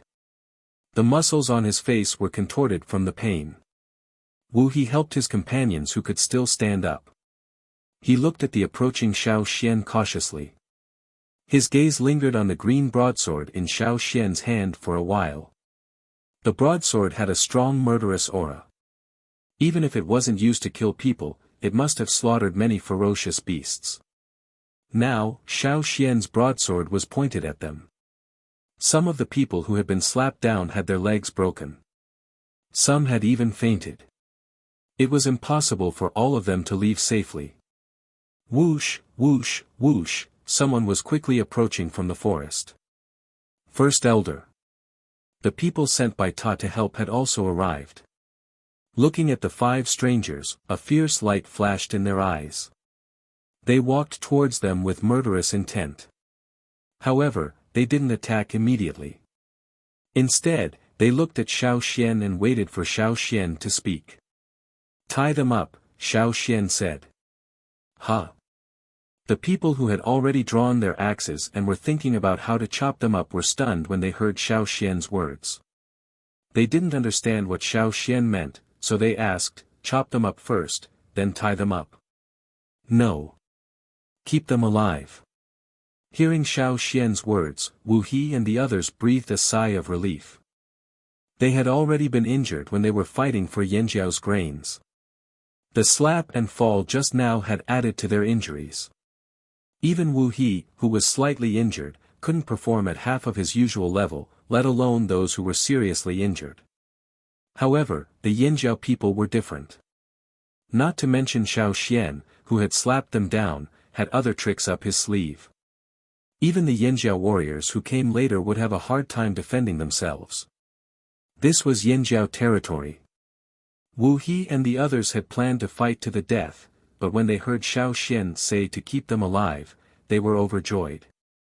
They didn't want to fight recklessly anymore. As long as they could survive, the 2 who left would definitely call for reinforcements. Why? The Yanjiao warriors who came over didn't understand why the First Elder wanted to keep these people alive.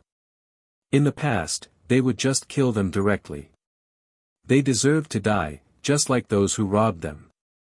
Not to mention, these people stole the 1,000-grain gold that was highly valued by the tribe. It was even more unforgivable. They should be killed and used as fertilizer. If it was anyone else who said this, they would have already complained. However, it was Xiao Xian who said this. Even if they had different opinions, they would still follow Xiao Xian's orders. They didn't have any grievances. They believed that the First Elder had his reasons for doing this. Knowing that Xiao Xian didn't want to kill them, Wu He and the others gave up resisting. They were worried that fighting would make the Yanjiao angry and change their minds. If they fell this time, then so be it. The most important thing was to stay alive.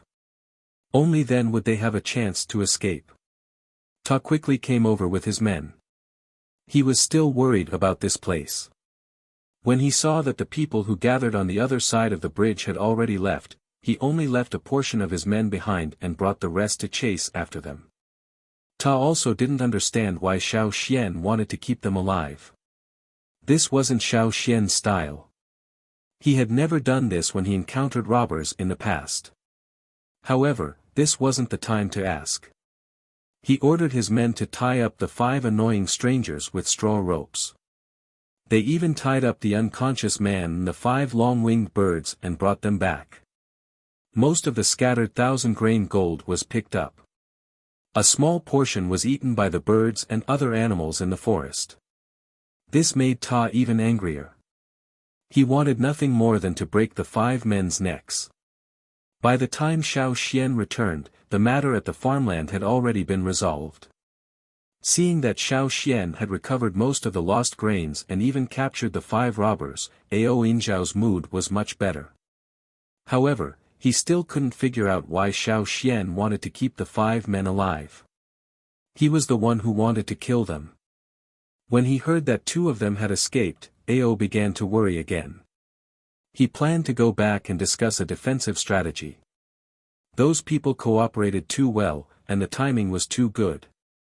Moreover, they were from the other side of the sea. They must have other accomplices. He had to be careful. Keeping them alive is still useful. Someone will come and ransom them, Xiao Xian said. What can they use to ransom them? Ao asked casually. Money? Yinzhao didn't lack that. Food? They didn't lack that either. Metal? Unless they brought over nuclear seeds, they wouldn't be interested in ordinary metal wares. Yinzhao's new bronze wares were better than most of the metal wares on the other side of the sea. Then what other deal could tempt Yinzhao? Ao couldn't figure it out. If it was just some money, he might as well kill these people to vent his anger. That would make him happy. I need them to do something, Xiao Xian said. Although Wu He was a bit far from them, he could tell what they were talking about from the movements of their mouths. Thus, he didn't need to hear. He could roughly guess what Xiao Xian and Ao were talking about just by looking. It wasn't complete, but he had a rough idea. Although he'd guessed that Xiao Xian had a use for them, or that he wanted to exchange them for something, he didn't expect that what they wanted wasn't money or anything else. That guy's goal seemed to be Chang'e, and not just the 5 of them. Wu He's heart skipped a beat when he thought about what had happened. Xiao Xian had slapped them down from the sky at the flaming river on purpose. He was using them to establish his authority. With Xiao Xian's speed, he could have slapped them down from the sky at any time, but he'd waited until they were near the river. At that time, there were many eyes on the other side of the river. They'd wanted more people to see how they were going to steal from Yinzhao territory. They hadn't expected things to turn out like this. They believed that those who saw that scene would temporarily restrain their restless thoughts. However, Wu He couldn't guess what Xiao Xian wanted the Chang'e people to do. Lock them up first. Xiao Xian pointed at Wu He and the others. Don't tie them up with straw ropes. Use chains. Straw ropes will make it easy for them to escape. Those who'd been thinking of ways to get rid of the straw ropes could only give up. The Yinzhao people had actually made these sturdy chains. After Wu He and the others were taken away, the farming stopped for the time being. Several Yinzhao executives gathered for a discussion. Wu He had already told them where they came from. Zheng Luo and the others had also heard of the Chang'e people. What else can the Chang'e people do besides cause trouble? Zheng Luo looked at Xiao Xian. Let them bring a letter to the other side of the sea. After all, we still have too few people. Zheng Luo didn't understand at first, but he quickly understood. His eyes lit up and he clenched his fist and pounded the stone table beside him. That's right, we really don't have enough people.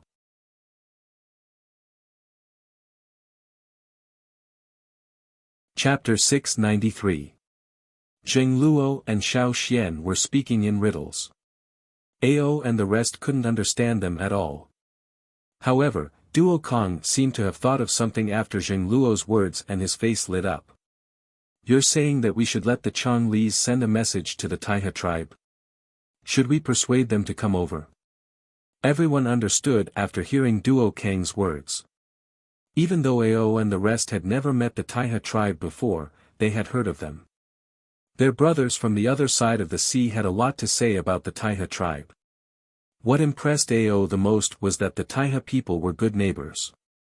Xiao Xian said that there were too few people. Everyone understood that as the popularity of the Flaming River trading point increased, the Yanjiao tribes were starting to feel powerless. The reason was that there weren't enough people and they didn't have enough manpower. They didn't have enough reliable helpers.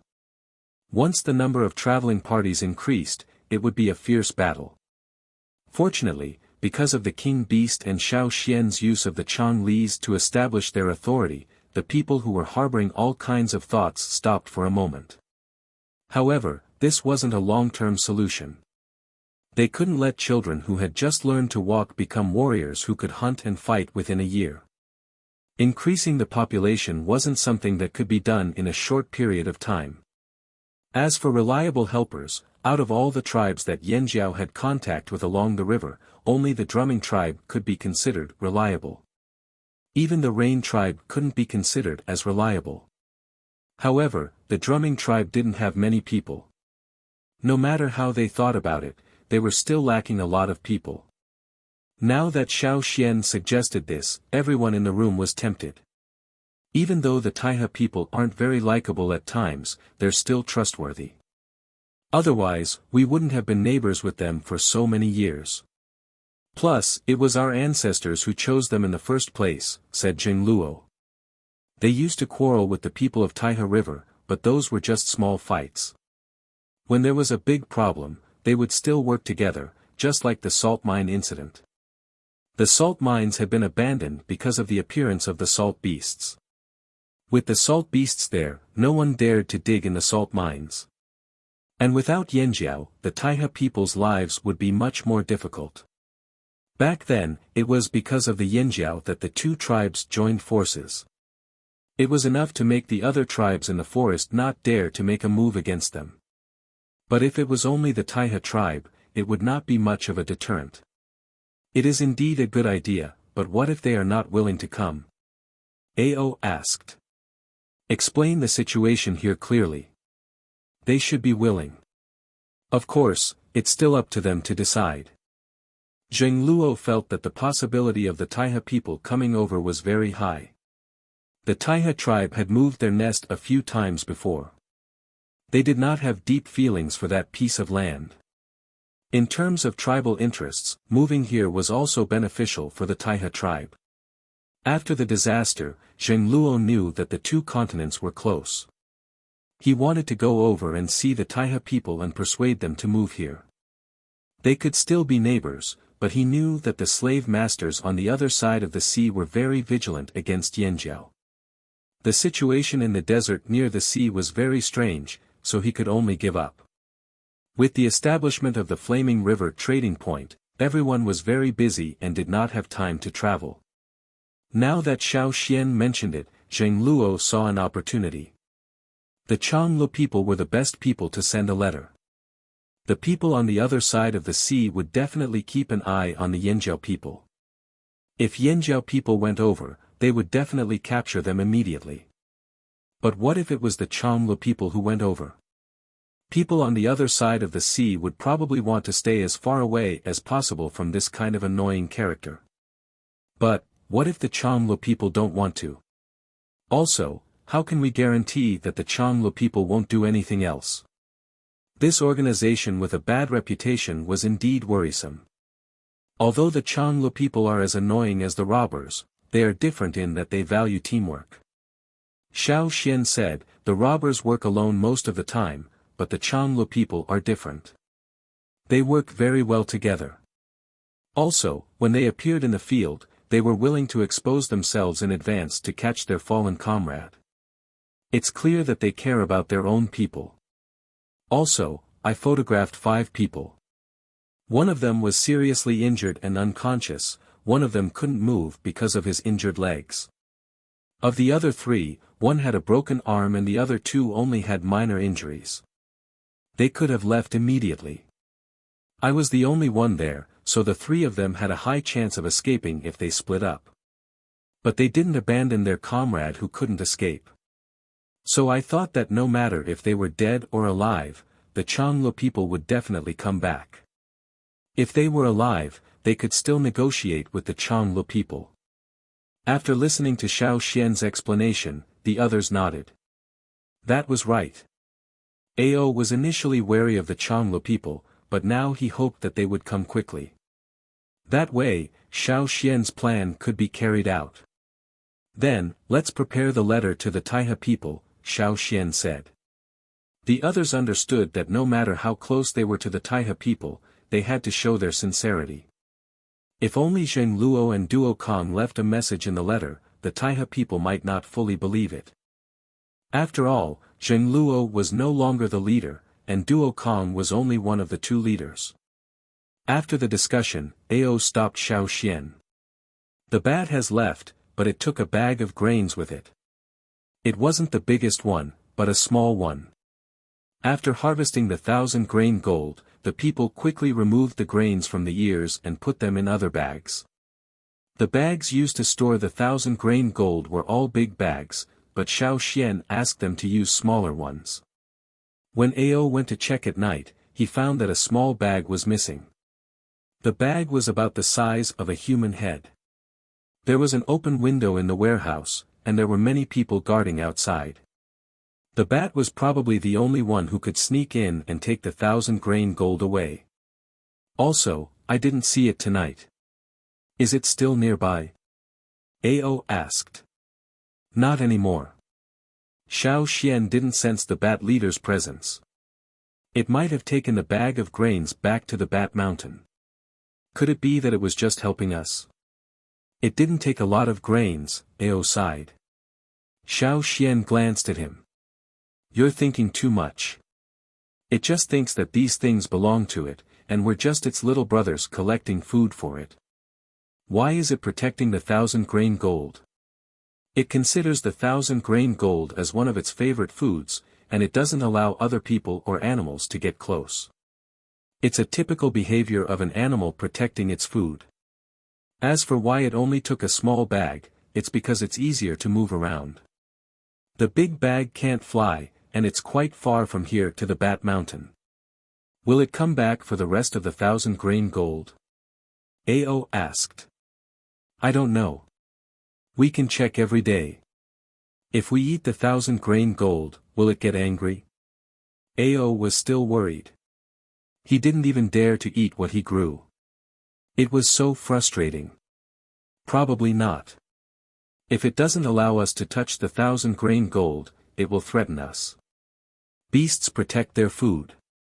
They'd rather let their food rot than let unrelated people or animals take it away. At least for now, the bat leader didn't exclude the Yanjiao people as its own people. Then I'm relieved. After resolving his doubts, Ao finally relaxed. He began to prepare for the next step. He didn't know when the Chongli's people would arrive. As for Wu He's group of 5 who were locked up in the cave, they were having a hard time. The soup was cold, the meat was cold and hard, and it tasted bad. There wasn't even any dry grass on the ground, let alone animal skins. Fortunately, it wasn't too cold yet, but the temperature at night was much lower than during the day. In a place like this, they couldn't eat or sleep well. They were indeed prisoners. But as long as they had food, it was fine. Wu He and the others didn't expect the Yanjiao to treat them well. They were just waiting for someone to come and ransom them. Wu He looked at the Yanjiao people not far away from him. They were the ones guarding them. Now, they were cooking the meat soup. The rich aroma was still hot, and it wafted through the cave. Wu He took a deep breath and felt even hungrier. He looked away from the soup pot and tried to shift his attention to something else. The Yanjiao people were talking about something. Wu He couldn't hear them clearly, but he could guess what they were talking about from the movement of their lips.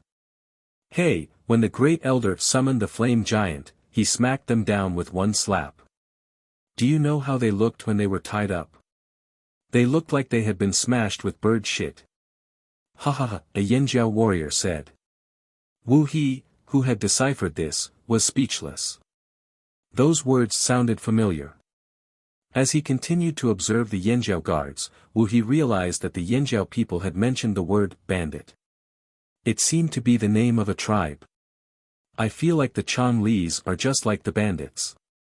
They make people want to kill them. Actually, if the Great Elder hadn't spoken, we would have done it. But the bandits seem to be harder to catch. Up until now, we've only caught one bandit, but the Changlis caught 5. Another Yanjiao warrior said to his companion. The content of his words made Wu He very unhappy. Bandit? What the hell was a bandit? How could they be compared to the Changlis?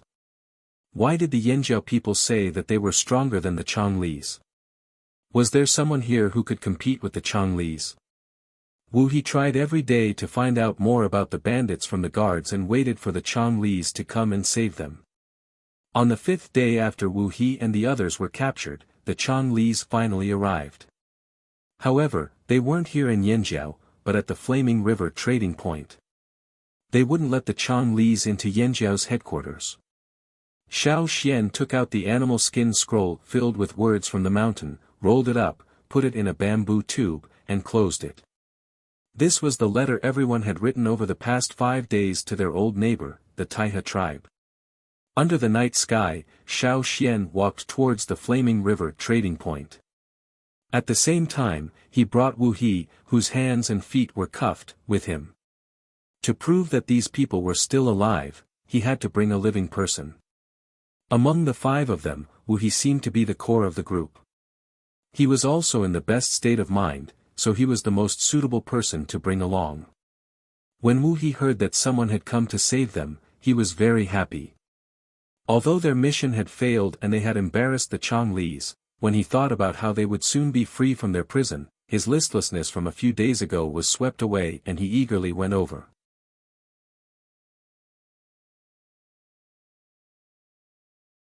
Chapter 694. When Xiao Xian arrived at the Flaming River Castle, the Flaming River trading point was already very quiet. Only a few houses were lit up by water moon stones and other illuminating crystals. When the guard outside the Flaming River Castle saw Xiao Xian, he gestured to let Xiao Xian know how many Changlis were inside so that Xiao Xian could be mentally prepared. Xiao Xian nodded slightly and brought Wu He in. Outside the reception room, there were 2 people that Xiao Xian didn't know. They were probably from the Changlis. When they saw Wu He, they sneered and looked at him with disdain and mockery. Not only did he fail his mission, but he was also caught. This was indeed embarrassing for the Changlis. On the other hand, Wu He was even more nervous. He wasn't afraid of being mocked by the 2 people outside. He could always mock them back next time. Who was afraid of who? Everyone had been mocking each other for a long time. The Changlis also compared their performance. Wu He had always been better than the 2 people, so he didn't care about their mockery. What made him nervous was the people inside. Who would come this time? Xiao Xian knocked twice on the door and opened it. Other than Zheng Luo and Duo Kong, there were 5 strangers inside. They should be the Changlis who came after hearing the news. Before Xiao Xian arrived, Zheng Luo had already talked to them once. At this time, the room was very quiet. Zheng Luo and Duo Kong seemed to be thinking about something. The 5 people didn't seem like they were going to make a sound either. They were all waiting quietly. When Xiao Xian opened the door, everyone inside looked at the door. The 5 Changlis looked at Wu He at first, then they looked at Xiao Xian and sized him up. Among the 5 people, the first person that Xiao Xian noticed was the only one who was sitting. The man didn't look strong and was dressed like a tribesman from the Flaming River region. There wasn't anything special about him. Behind him was a big, muscular man with a bronze hammer in his hand. He stood there like a wall, not bothering to hide his ferocious aura. If he was in a crowd, he would definitely be noticed. However, the most dangerous person was the only one who was sitting down. His body was thin, but he was like a saber hidden in a scabbard. When Xiao Xian entered, the man's closed eyes slowly opened. He casually turned his head to look at Xiao Xian, but the gaze in his eyes was as sharp as a blade, as if a sharp blade had been unsheathed. Xiao Xian became vigilant. This person's status in Chang'e was probably extremely high. Just as Xiao Xian was thinking this, Wu He, who had been brought in, let out a howl and rushed over to kneel in front of the man. "Boss, why are you here? Are you here to save us? When can we leave?" The man glanced at Wu He, then looked away expressionlessly as if he didn't see Wu He's howl.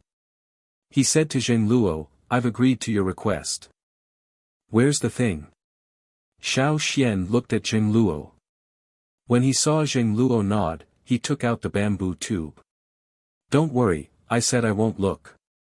I won't let anyone see it before it's delivered," said the man. After that, the man left with his men. He didn't like to talk too much. The more he spoke, the more he revealed. He didn't even look at Wu He as he left. The two Chang'e people guarding the door smiled at Wu He before they left. Their smiles were filled with schadenfreude. 7 long-winged birds took off from the Flaming River Castle and left the Flaming River trading point. They quickly disappeared into the night. "Boss, are we leaving just like that? Are we leaving Wu He and the others behind?" On the long-winged bird, one of the Chang'e people carefully looked at his boss's expression and asked. If they stayed in Yanjiao, Wu He and the others wouldn't be treated well. They didn't know how long they would have to wait for the letter to be delivered. They're howling so loudly. It's obvious they're fine. The others won't be in too much trouble either. Just treat this as a punishment for failing the mission. It was rare for them to cross the sea, but the moment they arrived, they received news that Wu He and the others were captured in front of so many people. How could they not be angry? As the leader of the Chang'e people, he felt humiliated. If Yanjiao had killed Wu He and the others, he would have organized another round of revenge. However, Yanjiao didn't kill them. Instead, they gave him a strange condition. Actually, delivering a letter wasn't difficult for them. It just took some time. When they thought about the destination of the letter, they couldn't help but suspect Yanjiao's intentions. "Yanjiao is very ambitious," sighed the man. "How is Yanjiao ambitious? I don't see them declaring war on anyone." Another Chang'e was confused. Some things don't have to be declared war to achieve. After the Chang'e people left, Wu He, who was left behind in the Yanjiao tribe, was taken back to the cave and continued to be locked up. "It's over. Did the boss give up on us?" asked one of the people in the cave sadly. "Definitely not. The boss made a deal with the Yanjiao people. Once the deal is done, he'll definitely come back for us," said Wu He. It wasn't that he didn't understand. He just didn't want to be locked up here forever. Every day, he had to fight with the mosquitoes and insects in the cave. There were also those coarse grains. Yanjiao had planted so many good things, but they only gave them this. Wu He had protested, but all he got was one sentence from the Yanjiao people: "A captive should act like a captive." How could he have the nerve to ask for conditions after being caught for stealing?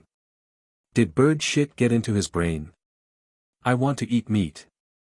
Hot, freshly roasted, fearsome beast meat, and soup." Wu He shouted to himself. He didn't expect the Yanjiao people to treat them well. He was just shouting to vent his frustration. Footsteps sounded. Someone had entered the cave. Wu He and the others even heard the few Yanjiao people guarding the cave call out, "Grand Elder."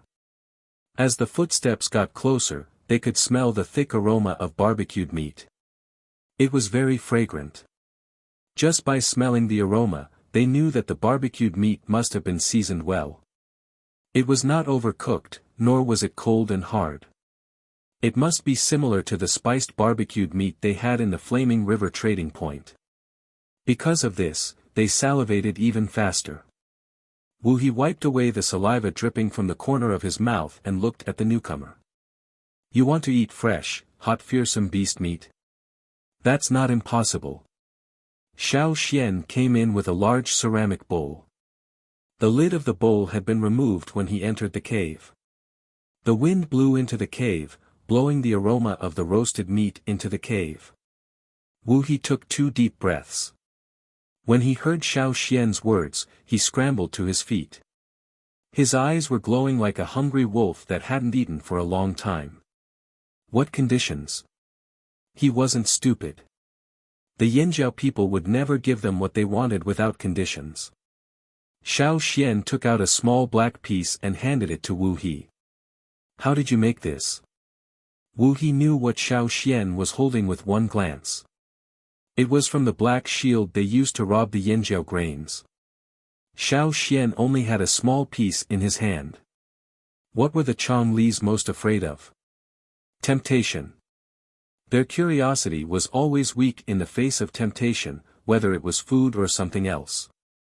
But at this moment, they didn't dare to say a word about the conditions to obtain this delicious food. This was the Chonglis' secret.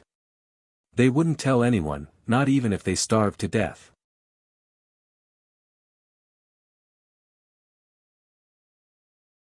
Chapter 695. Xiao Xian knew that the black shield Wu He and the others were using was similar to rubber, but it was different. Rubber was not unfamiliar to the Yanjiao people. After living in the mountains for so many years, they had learned from their exploration of plants that the thick liquid of certain trees could be applied to clothes to make waterproof. They could also make waterproof shoes that wouldn't get wet on rainy days. However, the Yanjiao people felt that it was too troublesome and uncomfortable to wear. It affected their movements, so they rarely used it. After all, at that time, technology was lacking and materials were limited. Xiao Xian had wanted to try more, but he realized that the Yanjiao people weren't interested in it. They didn't use it much when hunting, so he put it aside. However, when they were harvesting crops, Xiao Xian was very interested in the black shield used by the Chonglis to steal grains from the 1,000-grain gold fields. That wasn't normal rubber, so Xiao Xian didn't know the steps to make it. The rubber was lighter than the ones Xiao Xian used in the past, and it could block most arrows. Even the spear he threw couldn't completely penetrate the black shield, and part of the spear's handle was stuck in it. Wu He and the others showed an unusually firm attitude towards Xiao Xian's question. Although their eyes were glued to the bowl of meat, they didn't miss a single word. In order to block out the temptation, some of them even held their breath until their faces turned red. Xiao Xian looked at the 5 people seriously and said, "It's fine if you don't want to say it. Let's change the conditions." "Say it." Wu He glared at Xiao Xian. How could they answer such a difficult condition? If they changed the conditions, it might also be difficult for them to speak. Even so, he still had hope. As long as it didn't involve the secrets of the Chonglis, he could say anything, including the secrets of the slave masters. "You Chonglis have been to many places," Xiao Xian said as he observed the 5 people in the cage. The Chonglis were proud of the places they had been to. Even the slave masters might not have been to as many places as the Chonglis. Wu He and the other 4 couldn't help but look pleased. "Then draw a picture," Xiao Xian said. "Ah. What do you mean? You want us to draw the places we know about?" Wu He dug his ears with his fingers, emphasizing each word carefully to make sure he didn't hear wrong. "We've been to so many places. How can we possibly draw all of them? You don't even know how to draw maps." "Forget it then." Xiao Xian took the bowl of meat and turned to leave. "Wait." Wu He stretched out a hand from between the stone pillars. "Why are you in such a hurry? I didn't say I couldn't draw. Why didn't you just say that you only wanted a map?" Xiao Xian stood there without moving. "You can draw." "Nonsense, of course I can. Come back, that." Wu He pointed at the bowl in Xiao Xian's hand. "Put it down. Let's talk nicely." They would rather starve to death than tell anyone about the creation of the Black Shield. But if it was just a map, they could draw it. Other than the hideouts that the Changlis didn't want people to know about, they were more than willing to draw the other places, especially the slave masters' cities. After we draw it, can you let us eat meat every day? What I want you to take, don't use those things that look like burnt wood. Use good grains too. Like the ones you just harvested, those golden ones. Hey, don't go. Wait. Stop. Let's talk nicely. Seeing Xiao Xian walk out again, Wu He became anxious. The 4 people behind him wanted to beat him up. They were anxious at the side. They finally had a chance to improve their lives, but it was almost rejected by Wu He just like that. They weren't asking for as much as Wu He said.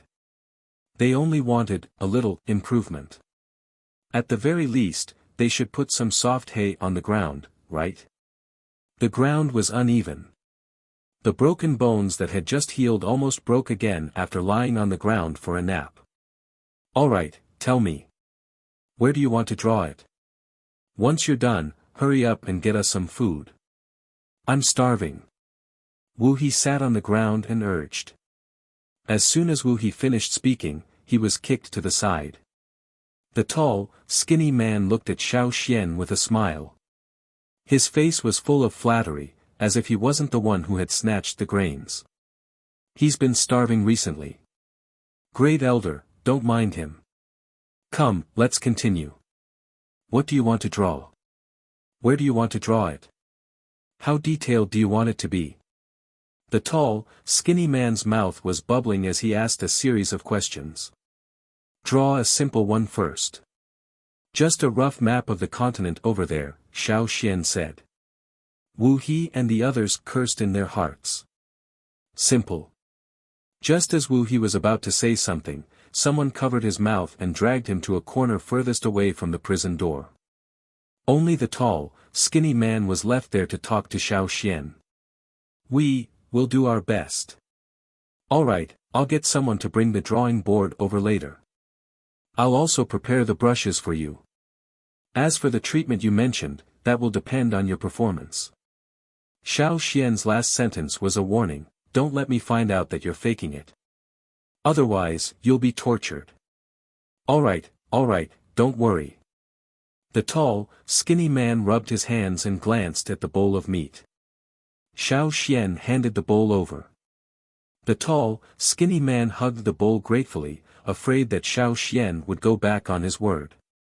Even Wu He, who was full of resentment, stopped talking and went over to snatch the bowl.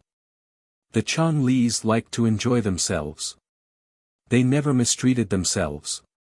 Even when they came to this foreign continent, they always had the mentality of having fun. They liked to eat whatever was good to eat, play wherever they could, and find some excitement when they were bored. They didn't care about anything else. To put it bluntly, their mentality was, as long as you let me eat, drink, and play, whatever you want, as long as I can give it to you, I won't refuse. To the other Changlis, Wu He and the others would live a miserable life as captives if they stayed in Yanjiao. Since Yanjiao promised not to kill them, they would definitely keep them alive. After all, the deal was still in progress. But that was it. Dirty living quarters, coarse and rotten grains, and being locked up in a palm-sized place every day were normal. Perhaps others wouldn't mind, but to the Changlis, it was torture. Life was meant to be enjoyed, not tortured. They would go crazy if they couldn't enjoy life and freedom. That was why the Changlis who left the Flaming River Castle all felt that letting Wu He and the other 4 stay in the Flaming Horn tribe was the best punishment for the 5 of them. But those people didn't know that the 5 people who were supposed to be in a worse situation were actually drawing maps for better treatment. Not long after Xiao Xian left the cave, someone carried a stone slab that was almost as tall as a person into the cave. Wu He and the others looked at the polished stone slab in front of them. The flesh on their faces trembled. This drawing board is too big. The Changlis wouldn't reveal the secret of the Black Shield. Xiao Xian was prepared for this. His main goal wasn't the secret of the Black Shield, but the map of the other side of the sea. Even if it wasn't complete, at least he could get a rough idea of it from the Changlis. It would be more convenient for him in the future. The other side of the sea wasn't like here. There were many people on the other side of the sea. Caravans, adventurers, tribes that migrated from time to time, and so on. All these factors would reduce the number of unknown areas on the other side of the sea. On the other hand, because of the primitive fire seed, the tribesmen rarely migrated and never spread out too far. Even the expedition teams would travel back and forth between a few fixed places all year round instead of exploring unknown areas. Now that the few tribes in the central region had started to move, perhaps in the future, this side would develop into the same state as the other side of the sea. But that wasn't something that could be achieved in 1 or 2 years. The Changlis could provide them with a shortcut that would allow them to understand more about the other side of the sea. Xiao Xian would check on Wu He and the others' progress every day. If he was satisfied, he would get someone to change their straw mats. The food was also slightly better, but it was still far from what the Changlis wanted. Hence, Wu He and the others worked even harder. They believed that if they continued, the straw mats in the cave would be replaced with animal hides, and the food would become more delicious. Life would still be beautiful, and they could still enjoy being prisoners in a cell. Other than checking on Wu He and the others' progress, Xiao Xian spent the rest of his time in the secret underground room of the Flaming River Castle, continuing to study the mummified monster. On the other side of the sea, in the dense forest, it was harvest season again. The Taiha tribesmen harvested all the herbs they needed to harvest, and dried those that needed to be dried under the sun. After the follow-up processing, the expedition team set off again. Every time the expedition team set off, they had the habit of resting for a while at a fork in the road. Although they knew there wouldn't be another team carrying large bags of animal hides, they would still take a look in that direction. This wasn't requested by the team leader, but something that everyone in the expedition team would do. Both teams had decades of chemistry, so it wasn't easy to change it even if they wanted to. After Yanjiao left, they took over Yanjiao's land, but no one moved there to live. First of all, the Taiha tribe didn't have a large population. They could guard their own territory, but it wasn't reliable to split into 2 groups. Also, Yanjiao's land wasn't good enough. It could grow normal crops, but it couldn't grow herbs. Even if they could, the quality of the herbs wouldn't be good enough. After all, the Taiha tribe had improved their land for generations. After Yanjiao left, the flock of ducks also left. The situation in the forest changed again. Some tribes left, and some came in. There had been more than a dozen battles. It was relatively safe, suitable for living, and not too far from the city, so there were limited resources. In the past, when Yanjiao was still here, Yanjiao and the Taiha tribe worked together. Very few people dared to offend them openly, but after Yanjiao left, the other tribes in the forest treated the Taiha tribe differently. The Taiha tribe wanted to find another tribe to work with, but they couldn't find one as trustworthy as Yanjiao. Even the Mountain Wind tribe, whom they had worked with before, couldn't find one. Not long ago, the 2 tribes had a conflict and parted on bad terms. Usually, they didn't quarrel, and the leader of the Taiha tribe's hunting team had a bad temper. Other than necessary trade trips, they didn't interact with other tribes. The shaman said that this was probably loneliness. You're tuning into the Han Li's Wuxia Chronicles YouTube channel.